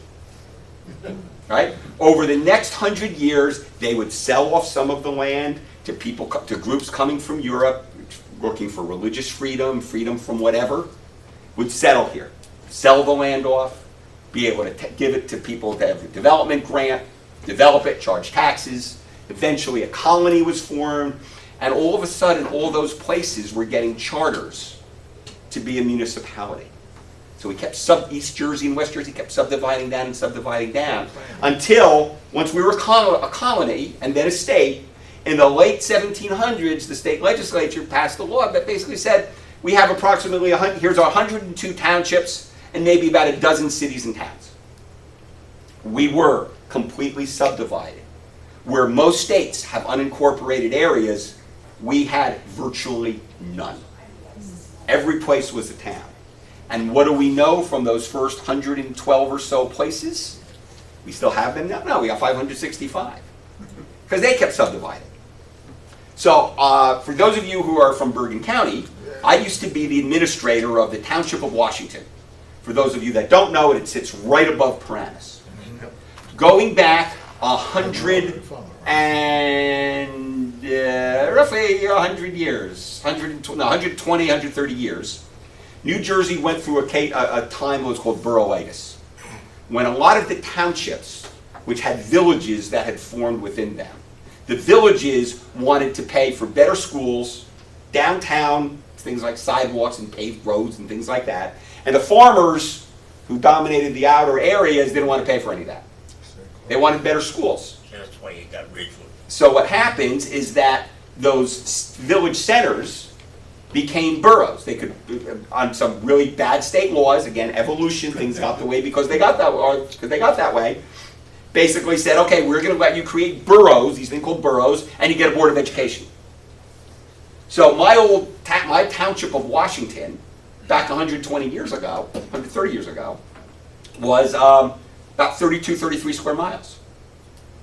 Today, it's 9 different municipalities, more or less, depending on how you count it.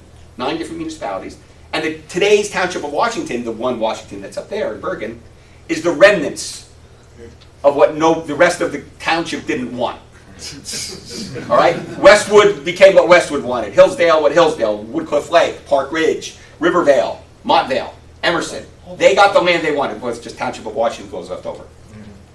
All right? But that's the reality, and that happens for a lot of reasons throughout the state. If you're interested in this, there's a wonderful little book by former Speaker Alan Karcher, he passed away about 15 years ago, called New Jersey's Multiple Municipal Madness. Talks about, and he hypothesized 9 basic reasons that municipalities became the way they were. Right? Lots of different reasons: economic, political corruption, racial discrimination, I don't want alcohol in my town. All right? That's how things developed in New Jersey. That's going to be the new one. And that's how we got here. So the point is that getting back to the point of the donuts, all right? The donuts developed separately from the outlying township. And those, in many cases, are very different communities. You pointed out, right? They're not like the other places. One more thing, one more factoid I'll throw out. A couple years, about a decade or so ago, the Chesters in Morris County studied municipal consolidation. And they thought consolidation would make a good thing economically. However, because of assessment practices, and that there were different equalization ratios, all right, they were assessed at different percentages of market value. If they had consolidated, residential taxes in one of the towns, old towns, would have gone up. And there was no way anybody was voting for that. That's one of the core issues in dealing with it. Verona and Cedar Grove had the same issue. Yep. People want control, Community. community control, and they figure they're gonna lose. The politicians want jobs. You know, I'm not gonna, power. I will not fully agree with that. There's some element of that, but I think most municipal officials really want what's best for their community. All right? The folks in Princeton saw that they were one community, and they agreed, and the governing bodies recommended consolidation. All right? Made sense to do. Yeah. I know you talked about the check you're writing to your Board of Ed, and you just said it as a percentage of the number, and I know it gets down to Abbott districts. I know there's a lot of problems, but I don't understand why you would have paid some child in Camden close to $15,000 a student, and in other suburbs it costs less than $6,000 to actually. So those are I am not a school aid expert, but I know about it. Some of those things you've got are remnants from our former school aid program. We don't give money based on a district level anymore so much, and the bill that was just signed yesterday kind of implements a new formula that was created under the Corzine administration, which was never fully implemented, where aid follows the students. You'll still see a large disparity Yes. of educating our children in New Jersey. Yes. With the idea that some we cost $6,000 and the other will be some close to $21,000. So some of the challenges with that is that kids in urban districts come to school with different abilities than some suburban districts because of social issues, parenting challenges, income issues, and we decide that because everybody is entitled to a thorough and efficient education, you need to spend more money in some of those districts to get those kids up, to try to get them to the same level as kids in other districts. But also, And not surprisingly, you can't escape the role of money of what it costs for facilities and services. You can't escape that. the thing is, special ed is really, really expensive. Special ed is a clear challenge. Because the ratio, the teacher-student ratio is way down. Yes, it is. And those are issues that society has been wrestling with for decades. There are some solutions to that. Some of it is to reduce out-of-state placements for kids who are more disabled than others and what we call profoundly disabled children. They need special facilities. We've decided as a society we need to pay for those types of things. You have other districts that do a really good job of providing in-class support, other districts that don't. The result of that has been parents whose children are disabled will move to specific districts because they can. If they can. All right, if they can, and their kids will get a higher level of service there. We've seen some abuse of IEPs, of these individual education programs as well in some cases. There are some... But there's also security costs in There, urban well, areas. let's on one thing at a time here. On the special ed kids, one of the possible solutions is to stop funding it at the local level, but move more funding to the state level, where the state provides more funding on a formula basis on disabled children, as opposed to individual districts picking up the bulk. But then sometimes the local people, if you put the money into doing it better, you could do it better with a better IEP than having the state do it. These are really Cheaper. challenging issues, and there's no one answer for this stuff. It's having quality It, people it, around. it becomes tough. In our district, they've tried to put as many kids, keep them in district as possible. Right. They put a Yes, real- it's less expensive. It is proving to be less expensive to provide the educational services in district than having to contract it out. Quick question. Within the last week or so, I noticed that, I read in the paper that, I live in Fairlawn, that Fairlawn received another 2.5 million, whatever, in school aid. And, but the Board of Education said, we're going to determine what we're going to do with it. Yep. Okay, so in other words, they found a panacea. They've got another 2.5 million, So- where the money should have been refunded to the, So here is the challenge and opportunity Go to here. Board of Ed meetings. We had I already did. we had a situation as a result of the state budget where additional state aid was made available to districts who were overspending locally, all right, or weren't providing enough spending. We have formulas that figure out how much you should be spending per student at different levels in different parts of the state.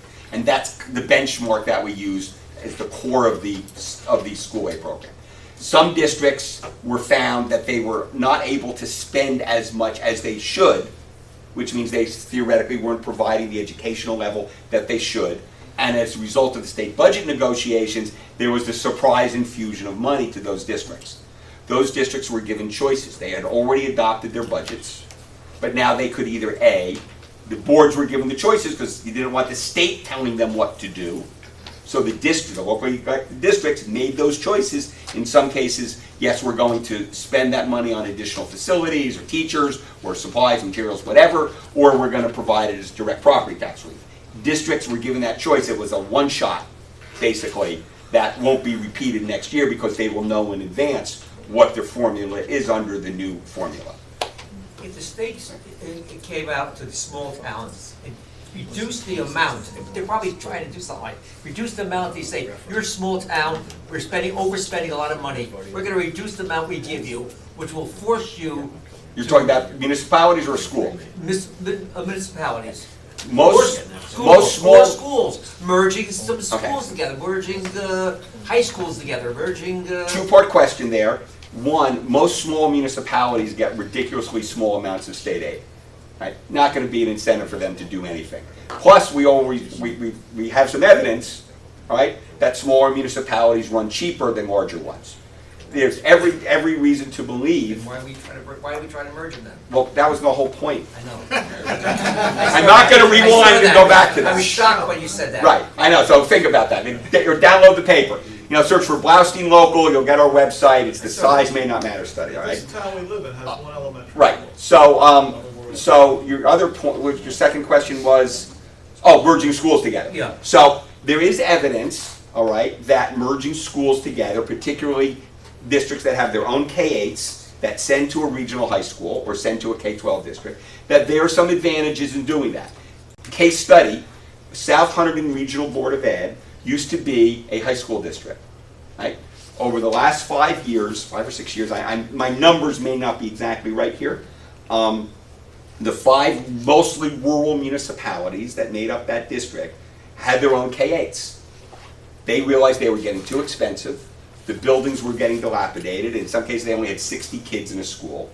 That they merged those 5 municipalities, school districts together to create a single K-12. Right? The superintendent has said, as a result of the merge, they didn't save much money. But what they got out of it was improved what educators called articulation, which is that the kids now are all having the similar curriculum, similar textbooks, similar practices. And when they come out of 8th grade, they are more at a common level and get blended in to the high school seamlessly. That's of real educational value. It didn't necessarily save money because, yes, you may have had principal and superintendents, one person doing the same job, but you still have a building principal. Right? You now have maybe more specialized teachers. Right? Your facility costs change. They closed 2 schools, but now the remaining 3 schools may have needed some enhancements because now you could do that. So there's a whole balancing act which is very unique for each situation, trying to make do with how you make this work.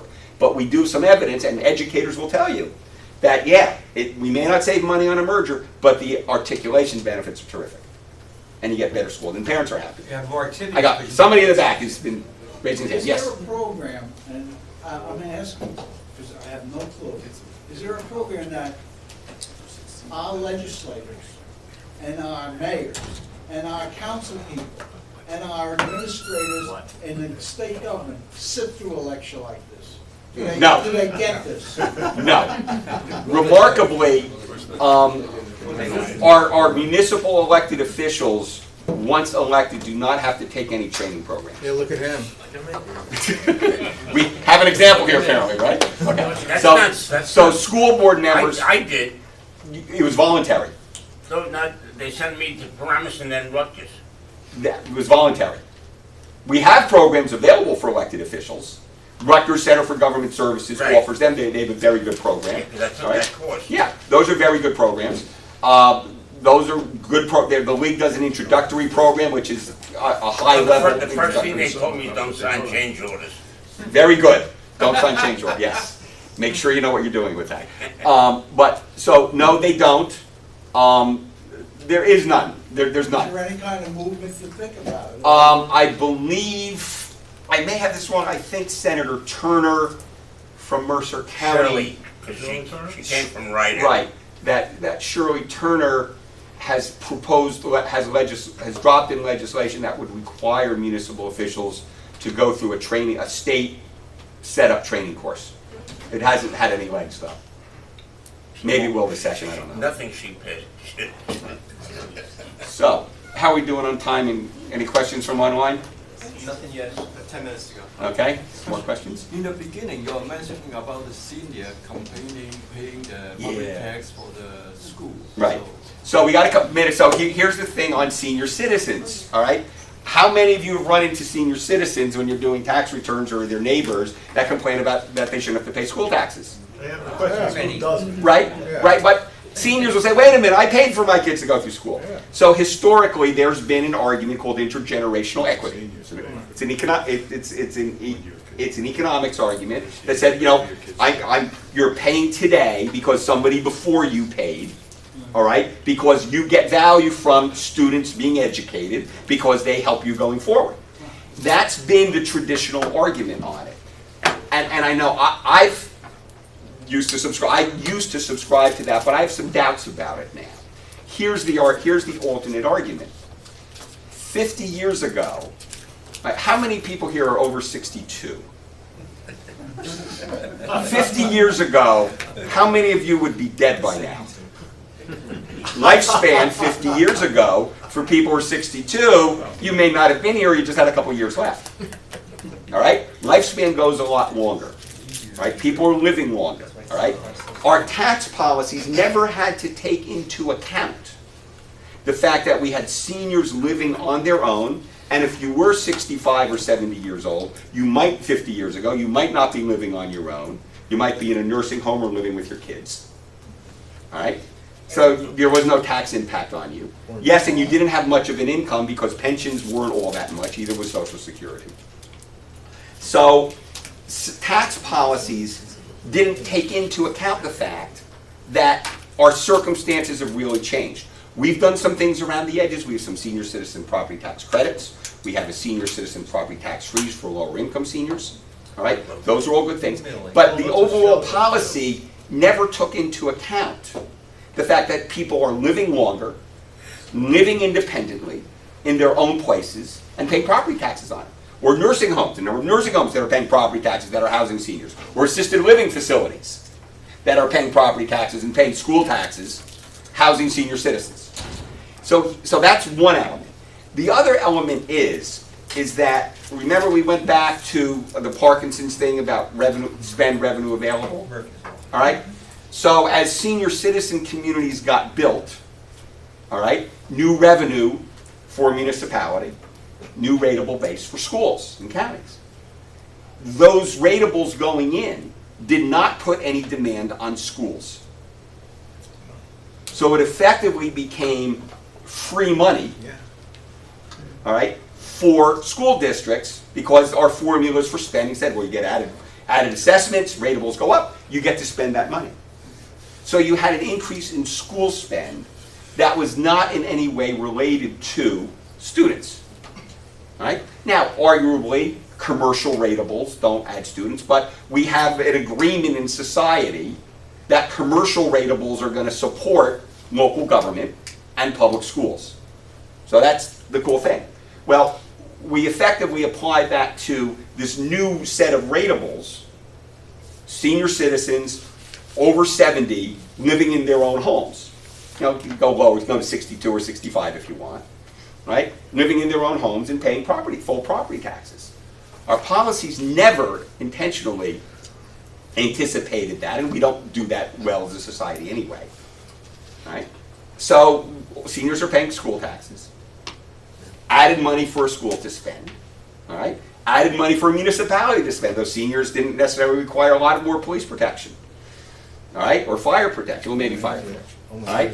But emergency response and things like that, you can build an argument for that maybe that municipal spending would have gone up. County spending, counties spend money on senior citizens, good school programs. Raises. When you go to sell your property, where we talked about that, right? benefit of the school. Right, that's right. So there's this interesting trade-off, but the argument isn't as clear as it used to be. It's like mud. Right, and we don't really have a discussion on it because one of the problems would be, how do you change it? They're winners and losers. Do you say senior citizens, okay, stop paying schools? Well, what happens to the money? That's what the freeze was put in. What happens to the money that's going into the schools that they're already getting? That's what one of the reasons for the freeze. Right, but the freeze, the school's still getting the money because the state's reimbursing. Yeah, but I hate to tell you this, but I wrote that original law So we get to blame you. when I was working in Okay. Trent. Okay, in Camden. But the original law said if you were 65, lived in the town for 25 years, and Right. so on, Yep. your taxes froze Right. at that year. And what it was is that the state provided reimbursement to the municipality And for then the they loss. rewrote the law with the new freeze. Right, So right. So that was the original intent. right, yes. So like I said, these were things we do at the margin, all right, that are basically a situation presents it to itself. Legislatures pass laws, come up with good programs to do those, but we never step back to think about the overall issue. And that's a really interesting challenge, and it's more of a challenge going forward, all right? And there's another piece of the argument that says, why are they here? Why don't they move to Florida? The answer is the Florida And I've gotten a bad rap from some people because sometimes there's a suggestion that could be made that seniors who are living in the home that they raised their family in, that may be a 3 or 4 family building. Except the kids come back. And the kids go away and they come back a couple times a year. Why are they still living there? No, they come back permanently.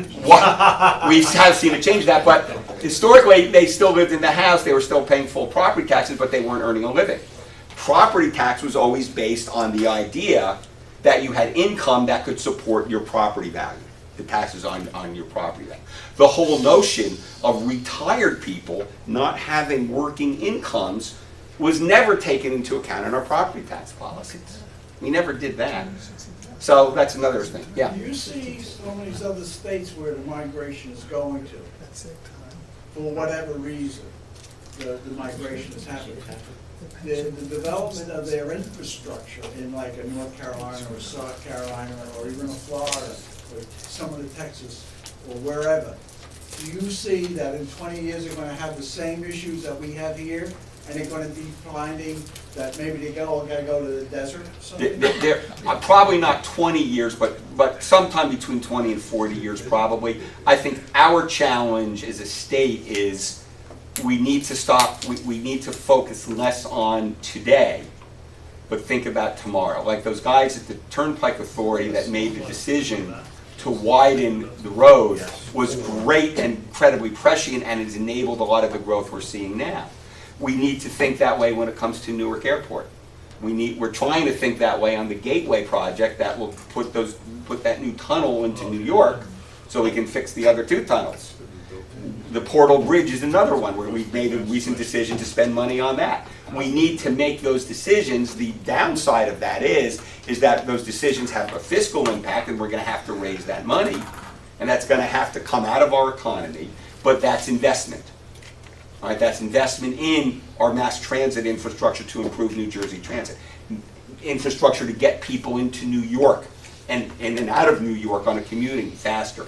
Developing our transit villages, where we saw what happened with Hoboken. We're seeing Morristown, we're seeing Montclair, we're seeing Metuchen, we're seeing Westfield, Jersey City. We're seeing growth in the older suburbs in particular because people want to live near where they work, which is great.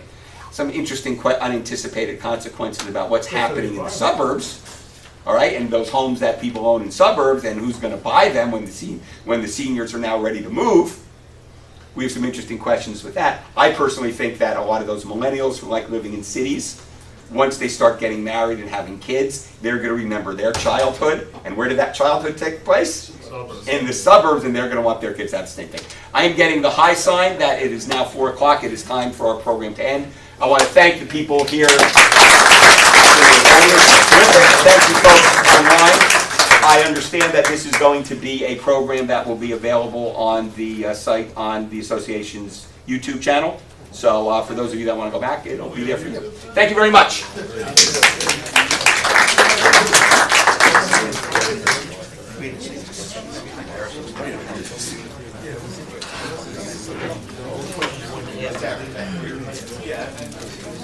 One of my taxes are high.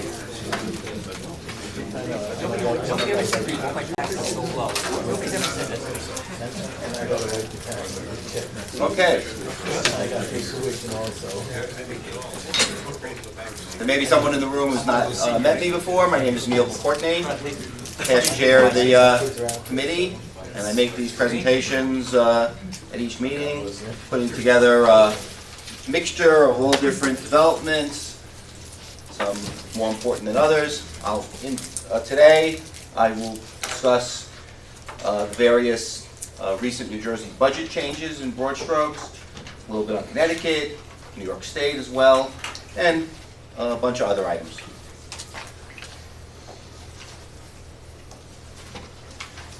My heels have been bothering me, and I may have to miss the next 8 to 10 meetings. One at a time. That's $25 million.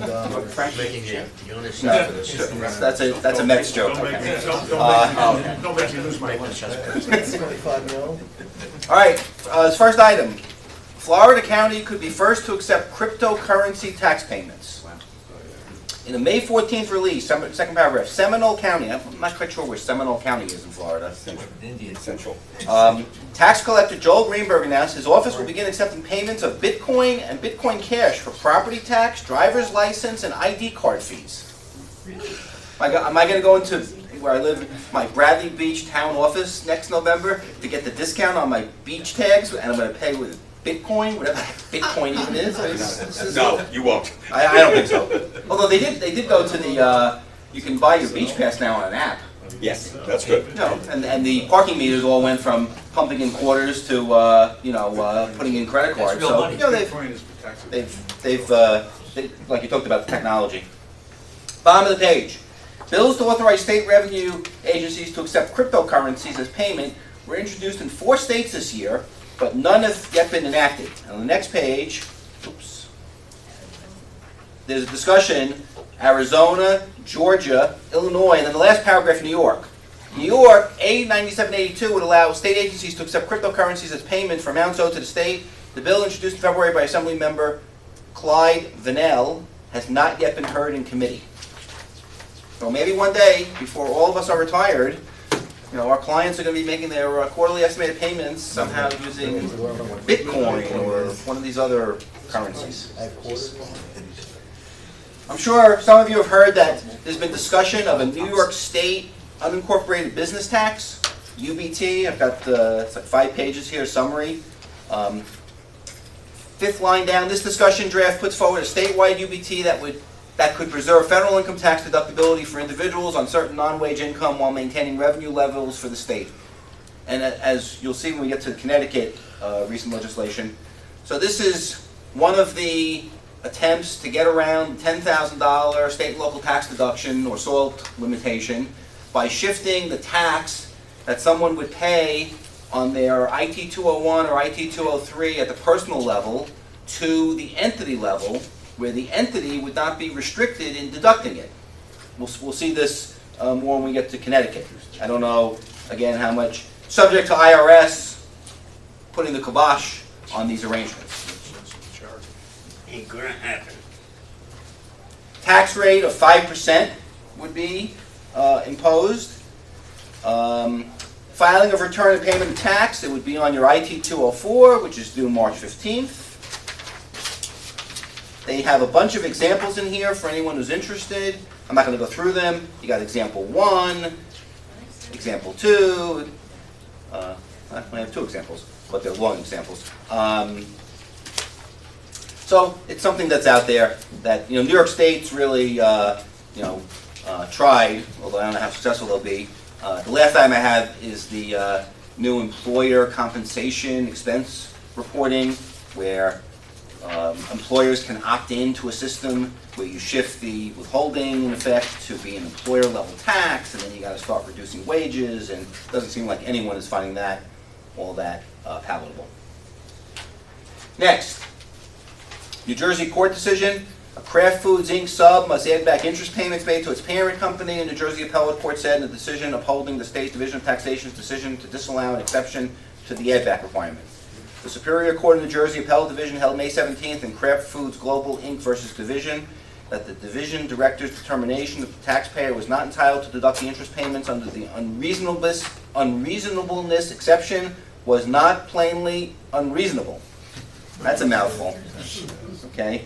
There are several exceptions to the add-back requirement. Bless you.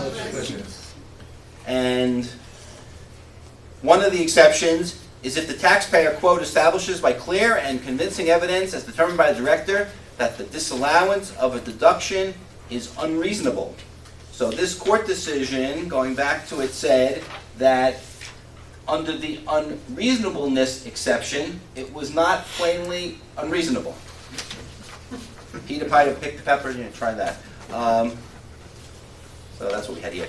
There's been a lot of chatter on the NJCPA listserv from various people, Mr. Bookbinder, Pat Deo, about the fact that a lot of people were caught off guard, whereas in the Tax Cuts and Jobs Act, the individual mandate was stricken come 2019, I believe, so that we go back to a system where we return to a tax policy federally where there's no penalty for choosing to not have health insurance.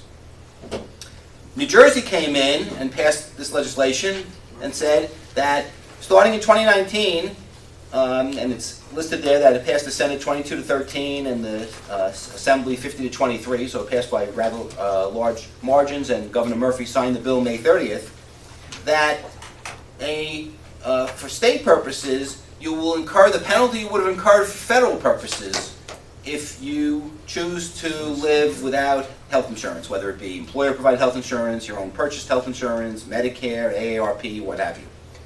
And a lot of people, in the listserv have been, let's get petitions circulated, this is outrageous, and I'm not here to cast political positions, I'm just saying that it's gotten a lot of attention of late, because it seemed like a lot of people, I guess it didn't get a lot of publicity, like the budget did, and but it's out there. So here's a one-page article on it. I mean, it doesn't get into many, it doesn't get into any hardcore details. But second paragraph: under this bill, the New Jersey Health Insurance Market Preservation Act, residents are required to maintain health insurance coverage that qualifies as minimal essential coverage. Taxpayers who fail to do so will be subject to a state shared responsibility tax equal to the federal penalty the taxpayer would have owed under the Affordable Care Act. The federal penalty was eliminated under the Federal Tax Cuts and Jobs Act. No, the way I understand it is not exactly parity because the federal government has no collection authority. My assumption is that New Jersey can have authority to collect that money. Well, the IRS didn't have the. I mean, I know they didn't like to do an audit necessarily. They could not send bill collectors out to get the money. Right. They could hold it against could future get refunds. levies. State laws, There's state. no refund, you don't pay. Right, they can hold it, but New Jersey can send Pioneer or whoever out, I would assume. And then you won't pay. You'll wait for the next amnesty. You know, give it to Pioneer. Is there an income threshold to this requirement? Yeah, it's the ACA. Oh, same as the Yes, I'm assuming it's the same as the ACA. I assume they have similar, like if your religious beliefs are such that like you're anti-immunizations. Call your and- legislator. I have a feeling that will be challenged in court. I just thought I should include this in my handout because all that chatter on the listserv that a lot of people, a lot of our fellow members and colleagues were caught off guard by this, that they were unaware of it. Well, Pat Deo brought it to my attention, and I put out an email and said, write your legislator. Because that bill did not get any pomp and ceremony when he signed it. They don't want it to. I mean, I saw it, and I'm not patting myself on the back, but I have these things sequentially. So the article has a date of June 4th, and my next page I'm about to get to on UEZs, I printed out with the date of June 4th, and the thing was signed May 30th. I saw it in our tax analyst that I look at each morning. I'm sorry? It's after the fact. It wasn't, really promoted beforehand. No, I'm just saying that. The newspapers didn't even cover it. Right.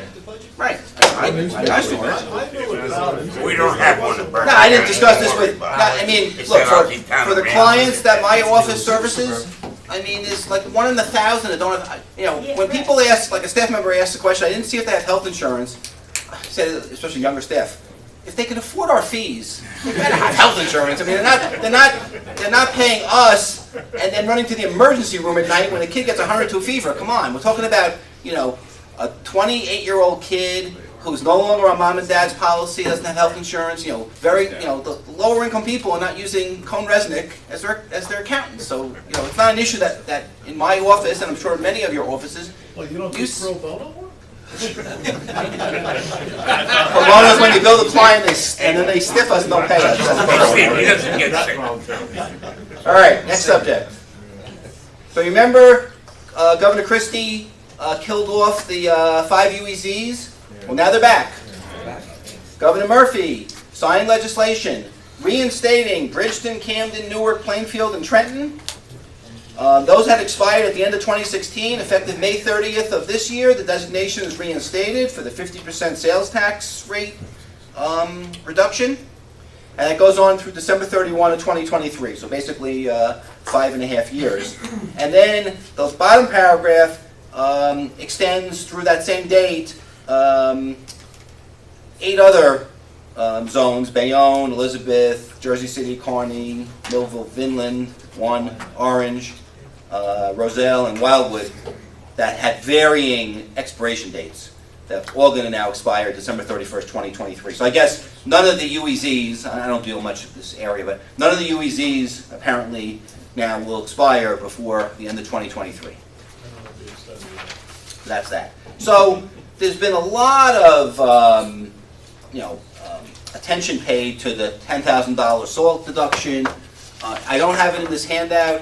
I was on vacation last week, but I saw where laughing, I had to go on vacation. But I saw news reports. I even read it in a Wall Street Journal op-ed at the bed and breakfast I was staying at. I happen to have been in New Mexico. I recommend hot air balloon ride. Very interesting experience. I did it. That the states of New York, New Jersey, Connecticut, and Maryland got together and filed a lawsuit against the federal government saying that the $10,000 limit is unconstitutional. We all know the $10,000 SALT limit is in the Tax Cuts and Jobs Act that was entirely put together by the Republicans in the Senate, that with no input from the Democrats, and obviously New York, New Jersey, Connecticut, all the senators are Democratic Party, the so-called liberal, high-tax, blue states. So they had no input on this thing, and you know what we ended up with.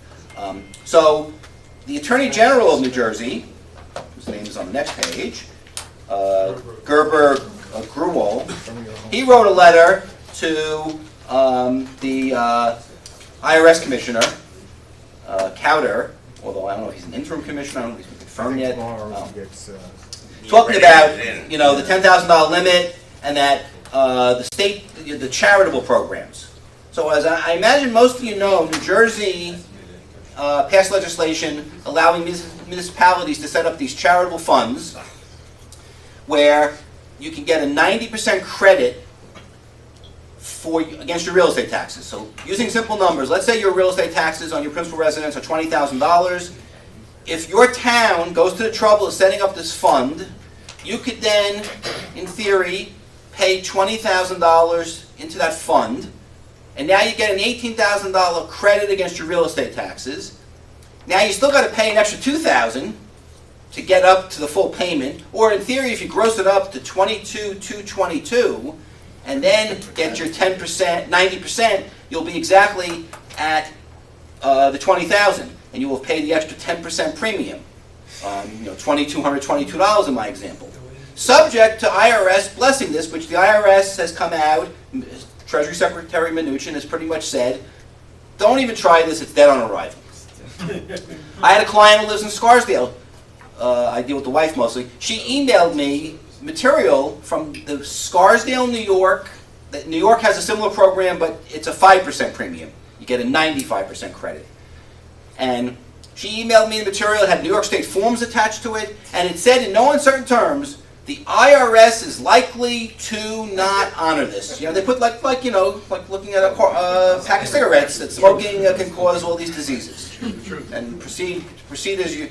So when she sent it to me, I said to her, as the IRS has pointed out, and I would have pointed out to you, and I sent her the New York Times article I had on my computer, I said, I would not do this because it looks highly unlikely that the IRS is going to allow it. Chief Counsel, I think, just came out with a CCA saying it ain't gonna fly. So, but this is what's going on. So he wrote this nice, this very articulate 2-page letter, which you can read in your leisure. All this material is on the Society's website. It's almost as good as the A199, capital A. So Almost as good. Yes. So is a municipality actually going to write you a letter to the taxpayer saying the no goods or services are provided in exchange for this payment? Well, that's an issue, under Internal Revenue. This flies in the whole face. Look, nobody sitting in this room is voluntarily paying their real estate taxes. You're paying them because you're forced to by law, or you can have your house foreclosed on, right? Okay? We make donations to our college alumni funds. We make donations to churches and synagogues. We make donations to the Volunteer Ambulance Corps, to every organization that fights diseases, because it gives us, we feel purpose and it's philanthropic. But You get that letter that says nothing in return. you gain nothing, Remember right, you get the letter that says, Yeah. for which you've received nothing in return except intangible religious benefits in the case of a religious institution. Here, you're getting back police protection, fire protection, snow removal, etc. So you are getting something for your real estate But tax. there are some court cases which lead you to believe that there may be a case. And there are some states that already have these arrangements. And Those there's are- the well case, a lot of Right, real estate taxes. those other states that have them are mostly voluntary contributions to private schools. But one thing that, part of our state law requires the Division of Local Government Services, or DCA rather, to adopt rules to implement this. Those rules have not been proposed yet. Not sure when that's gonna happen. Look, I live, you're talking about, I mean, I think you asked before, I should have raised my hand when you asked anyone live in a town with under 5,000 population. I live in Bradley Beach. Okay. And I saw in the article, it was 4,202, I think, and they talked about, I have a coworker in my office who lives in the next town, Avon by the Sea. I said, what's it gonna be, Bradley by the Sea in the future? Because his town was 1,700 with this whole consolidation business. So I can't imagine that a small town like that has probably an office staff of 2 people, they're not gonna, maybe in an Elizabeth or in an East Brunswick, where you've got some massive population, not massive.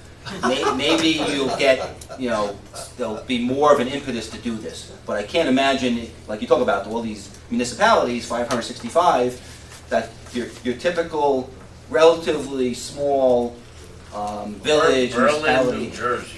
They'll join together, a bunch of towns, and form a company, a co-op, and hire somebody to take care of it. Yeah, but Because they they get become an 10%. LLC, and then we gotta worry if they become an S corp. I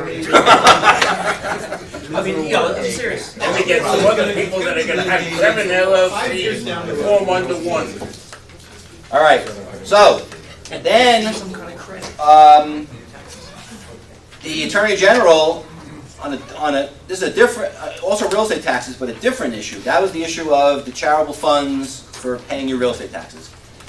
Here, he got a letter from the Treasury Department, signed by, you'll see on the second page, Scott Dinwiddie, Associate Chief Counsel.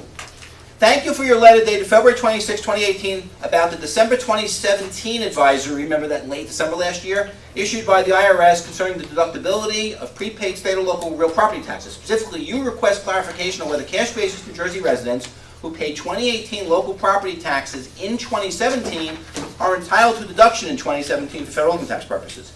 And the last paragraph, the Tax Cuts and Jobs Act did not change Section 164 of the Code relating to property tax prepayment. As such, the IRS's longstanding position remains the same and is reflected in the advisory. Thus, if a state or local jurisdiction imposed tax on real property by the end of 17, the amounts paid in 17 are deductible on a taxpayer's 17 tax return. If the tax was not imposed by the state or local taxing jurisdiction by the end of 2017, the requirements for the deduction under Section 164 are not satisfied in that year and the deduction not allowable. Plain English, if you prepaid your February and May 2018 real estate taxes because you had the bills and it was established, assessed, and billed, you're good. That's it. You couldn't walk into your town real estate office last December with deep pockets and say, I want to pay my next 5 years worth of real estate taxes. Somebody tried to do that. People did do it. No, I had a client, so where I saw the real estate taxes were $15,000 for 2016, and then we get their organizer filled down at $62,000. So we asked the client, we told the client, too bad, you can't do it.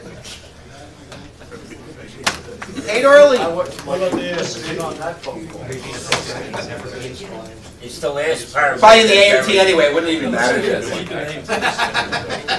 So you mentioned before about, I think you mentioned the concept of head taxes. Yes. Okay? So Seattle City Council reluctantly repeals head tax. This has nothing to do with marijuana. Okay? The council had approved the head tax. Third paragraph, May 14th, was signed into law by Mayor Jenny Durkin, despite strong opposition by businesses, including Seattle-based Amazon. It was intended to raise about $47 million per year to fund housing and services for the city's homeless.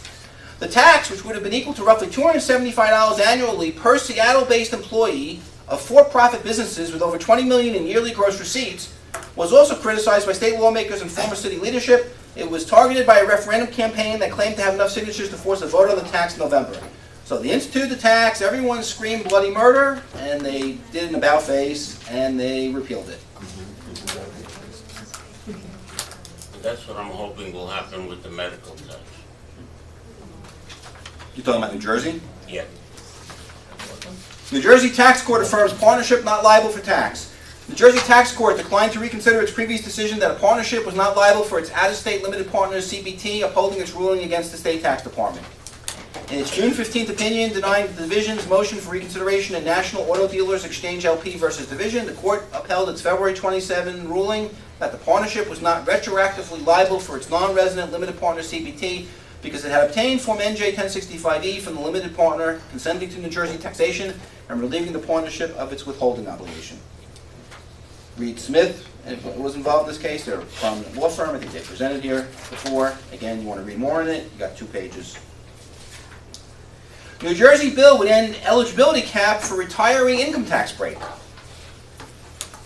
A 4052, introduced June 4th by Republican reps Anthony Bucco, Betty Lou DeCroce, and Assembly Republican leader John Bramnick, would allow taxpayers of any income level to claim a gross income tax exclusion for pension and retirement income.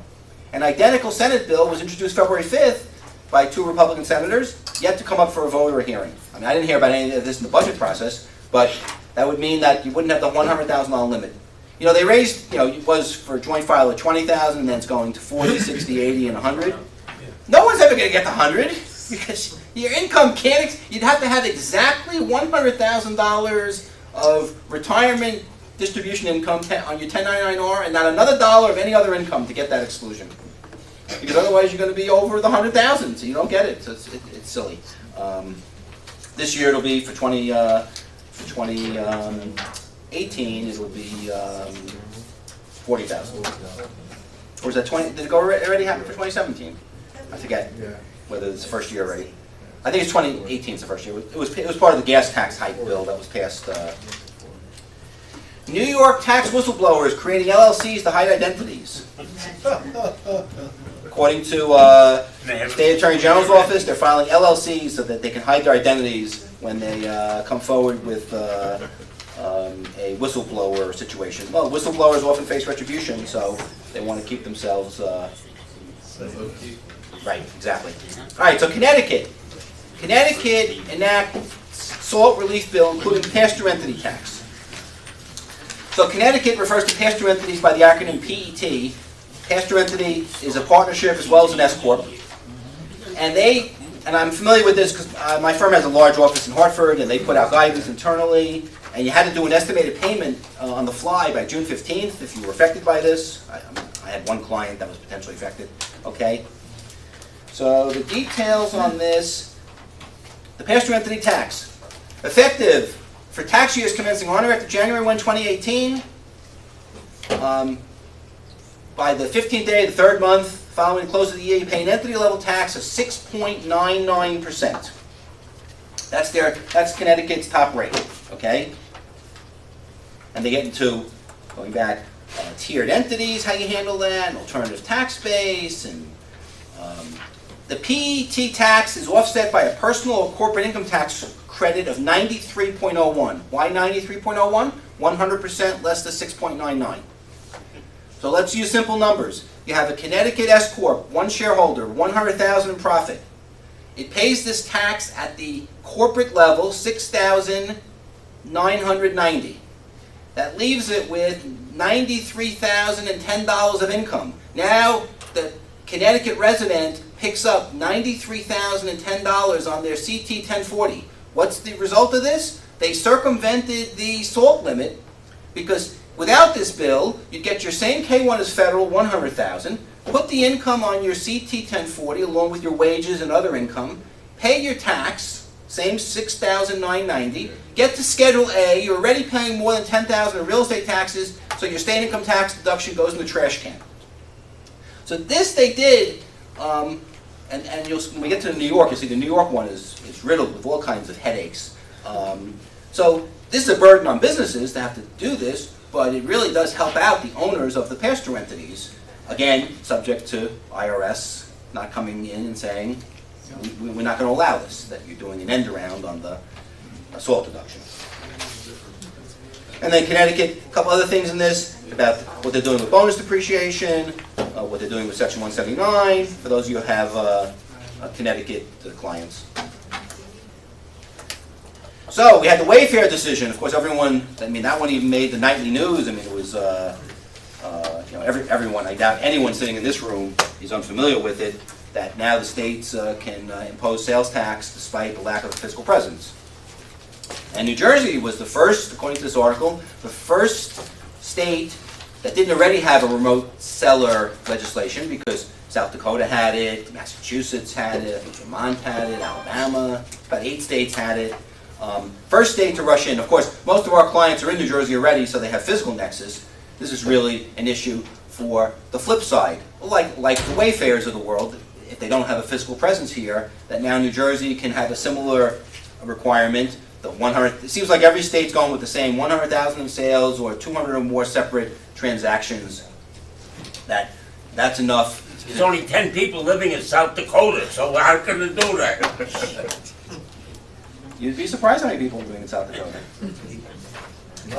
So that was New Jersey jumping on this. I mean, in the budget, the governors talked about 3 potential new sources of revenue, which are Wayfair, sports betting, and the legalization of marijuana. How much revenue that's all going to amount to, time will tell. So New Jersey enacted a few tax changes in its budget, you heard. So the first article I have here summarizes the GIT changes. Of course, the personal income tax rate went up for incomes above $5 million, taxable income above $5 million, a new rate of 10.75. I saw today on the division's website, there's a new withholding rate. Once wages, not that I have a couple clients in this stratosphere, not that many, I'm sure some of you have some clients. Is it the Cone Resnick? This is for wages. I'm getting to. I don't think anyone's making that much, believe me. But once wages exceed $5 million, as this article states, withholding is at a rate of 15.6%. And the division has, I saw it posted on their website today with their new NJWT form for this purpose. So there'll be some, a couple clients here or there, executives that have very sizable. Italian partners from big accounting firms don't have to pay. Of course, Governor Murphy wanted the 10.75% rate imposed on, I believe, incomes over $1 million, if not the previous $500,000 threshold at which the 8.97 kicks in, but they only did it for $5 million. Remember that individual, David Tepper, the one who moved? Yeah. And then I. From my town. Yeah, well, so with all the money he saved on his New Jersey taxes, he bought the Carolina Panthers football team for $2 billion.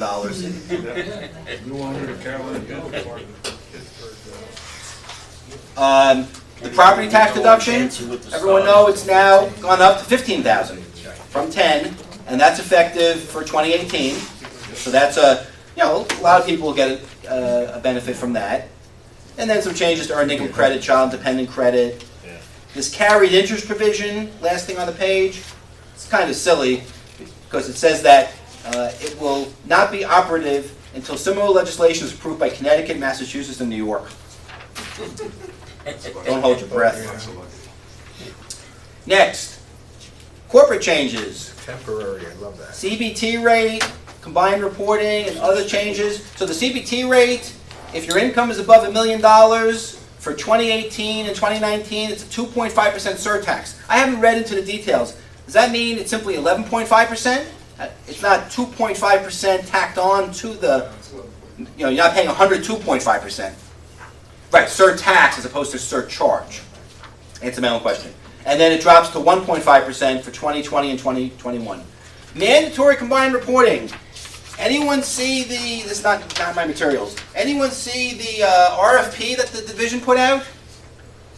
Anyone looking for a special project? The Division of Taxation seeks quotes from qualified service providers to provide legal, accounting, and technical consulting services to assist the Division of Taxation in drafting regs and creating CPT forms and related materials to implement the new combined reporting tax regime in New Jersey.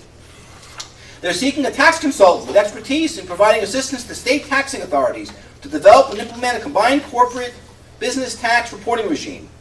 The consultancy services will include an in-depth technical review and analysis of the CPT regs prepared by the division, an in-depth technical review and analysis of new and revised forms and related schedules, and an in-depth technical review and analysis of systems and procedures used by the division to implement and subsequently carry out the administration of combined reporting in New Jersey.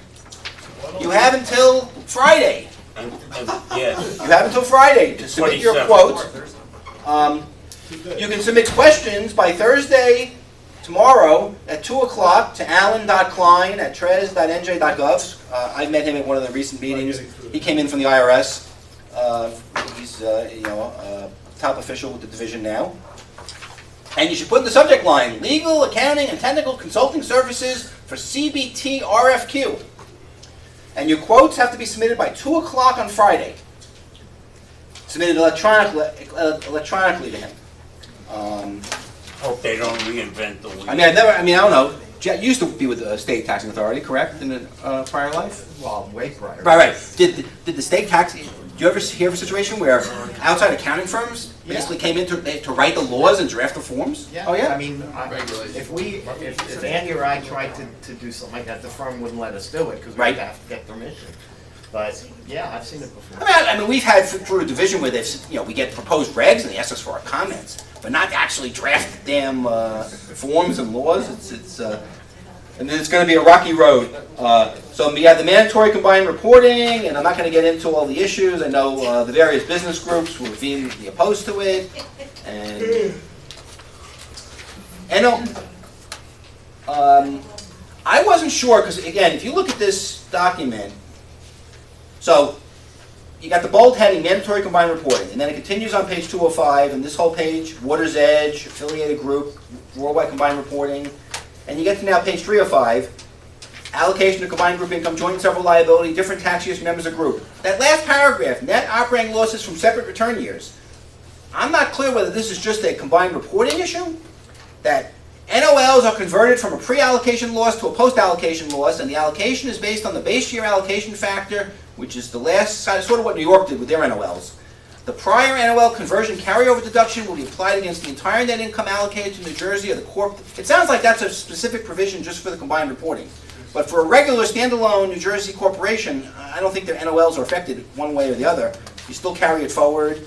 It'd be very strange that they have it for a combined group and not for separate. And I don't know if they're going to have the similar to the federal where your future NOLs will only be 80%. I think they're worried about ABC Corp going with XYZ, filing a combined return and having their profit offset by the NOL that wasn't really earned by them on a pre-allocated basis. And so, So now, Yeah, I mean, that's. New York has that. Right, then New York just converted too. But they have it for separate returns. Right. New York have it. But New our York clients State can't keep track of whether they sent us a fee or not, and they're gonna keep track of this, right? No, you're keeping track of it. New York State and New York City both went to instead of the old carry forward, not to exceed federal pre-allocation, they went to post-allocation and a conversion. There's a limit of $10,000. We have to over 10 years. There's a lot of things. It's very confusing. The New York State, New York City. Sourcing rules modified. So this is a new category now. We're outside of combined reporting. I'm going to read the whole paragraph. For tax years beginning after 2018, so this doesn't start until 2019, sales of services will no longer be sourced based on where the services are performed. Under the new law, if the benefit of the service is received at a location in New Jersey, sourced to New Jersey. If the benefit of the service is received both at a location within and outside New Jersey, the portion of the sale that is allocated in New Jersey is based on a percentage of the total value of the benefit of the service received at a location in New Jersey or reasonable approximation of that allocation. If the state or states of assignment of services cannot be determined for a customer who is an individual that is not a sole proprietor, the benefit of the service is deemed to be at the customer's billing address. If the state or states of assignment cannot be determined for non-individual customers, the service is deemed to be at the location for which the services were ordered in the customer's regular course operations. If the location for which the services were ordered in the customer's regular course operations cannot be determined, That works out of his Mercedes. the benefit of the service deemed to be at the customer's billing address. So, many states have gone to market sourcing, and New Jersey has finally joined Lou that Bradley bandwagon. used to have a desk in his car.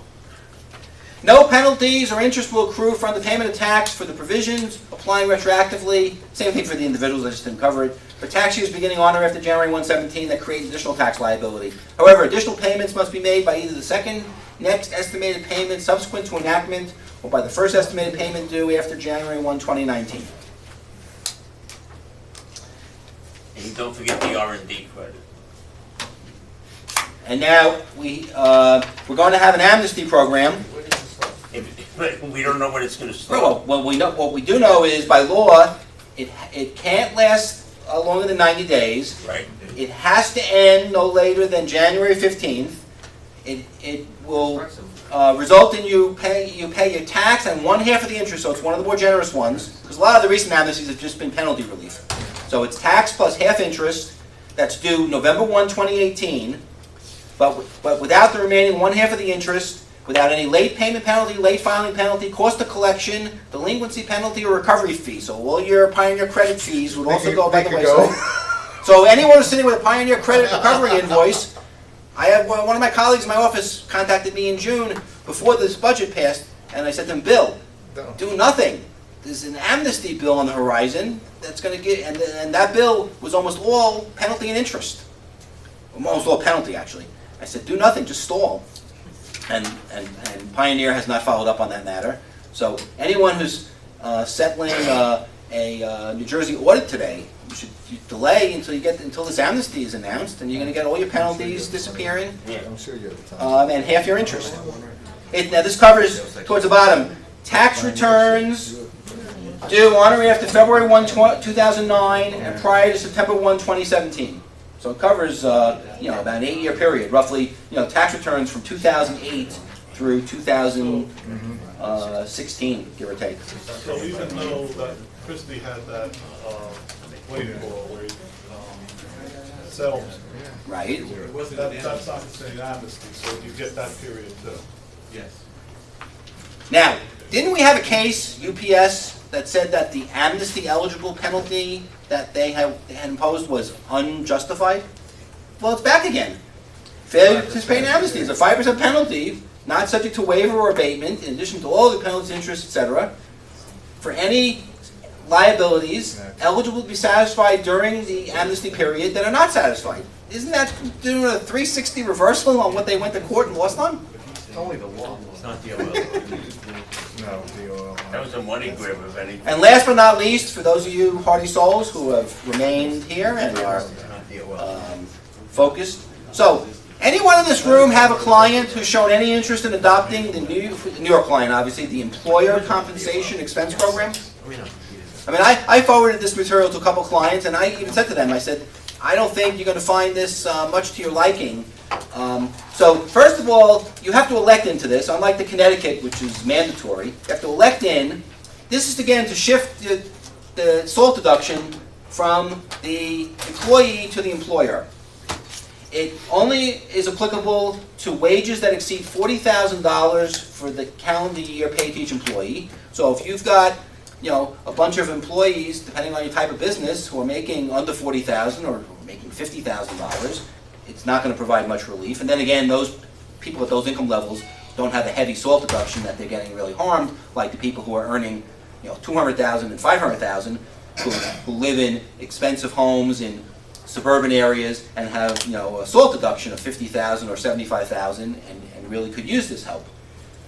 You have to elect in each year by, the tax is 1.5% in 2019, and then it goes to 3% in 2020, and then 5% in 2021. But it's really going to require then employers to reduce the employees' wages because they're paying the tax for the employee. So will the employee understand, okay, my $100,000 salary just went to $98,000, but I'm actually benefiting because I would have lost that $2,000 withholding deduction or this tax that you're paying on my behalf. It's a mess. They get into a bunch of examples in this 4-page, this is on New York State's website. Okay. So, and then you get into issues with non-resident employees. Well, going back to the Connecticut thing for a moment, that Connecticut pass-through tax, that hurts non-resident individuals. It's good for residents in Connecticut. I gave you the example before with the S-Corp. Let's say you had 2 shareholders and one is a New Jersey resident. Now you're shifting that entire tax to the entity level, and you get the reduced income on the K-1. You now no longer are going to get a resident credit because you're not paying the Connecticut tax at the 1040 level. The entity's paying the tax. So it's good for resident taxpayers, but it harms non-resident taxpayers. I mean, there's all these issues with again, leading to the lawsuit last week that the 4 states filed, because everyone's up in arms over the $10,000 SALT limit. So here's an example. Electing employer has 3 employees. 2 earn less than 40. The third employee earns $120 annually, 30 per quarter. The third employee is not a covered employee for purposes of the first quarter, because they didn't go over the 40,000. But in the second quarter, they went over by 10. Went over by 20. The employee is deemed a covered employee, and the employer is subject to ECET. Therefore, the employer must pay $1,200 in ECET for tax year 2019, $300 in quarter 2, $450 in quarter 3, and $450 in quarter 4. I mean, this is obviously additional work for employers. If you're dealing with service partnership businesses like law firms, medical practices, the owners aren't benefiting from this because they're not getting wages. Only the non-owner employees. Different if it's an S corp, because then everyone's getting a salary. There's another example, 2, which involves someone in California. Oops. And example 3 has to do with an electing employer in Georgia and allocations. You got quarterly due dates at the bottom of this page. Penalties and interest, of course. You have to elect annually by December 1st to opt in for the next calendar year. So you do this year by year. I read an article from a prominent attorney, I think with the firm, is there a firm, McDermott and Emery? I forget. And I forget who, Peter? Okay, I think it was, and he said he interviewed somehow the 10 largest employers in New York State, and he was told by all 10 that none of them are doing this, like the AT&Ts of the world. Like basically, are you out of your mind? This is just so much work. So this is a 5-page memo. It's on the New York State. They have now a new section. You had your MCTD section along, sales tax and franchise tax and personal tax. Now you have an ECEP, Employer Compensation Expense Program. So Governor Andrew Cuomo has tried every trick in the book to get around the $10,000 SALT limit. This one nobody seems to find popular. The New York Wall Street Journal editorial I read about the 4 states banding together to sue the federal government made reference to this and said it's a cockamamie arrangement that has very little popularity apparently from the taxpayer community. And that is all I have for today.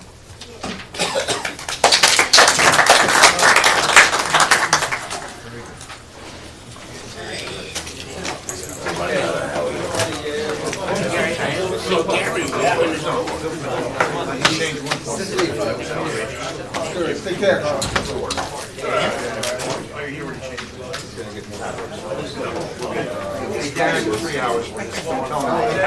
What's up?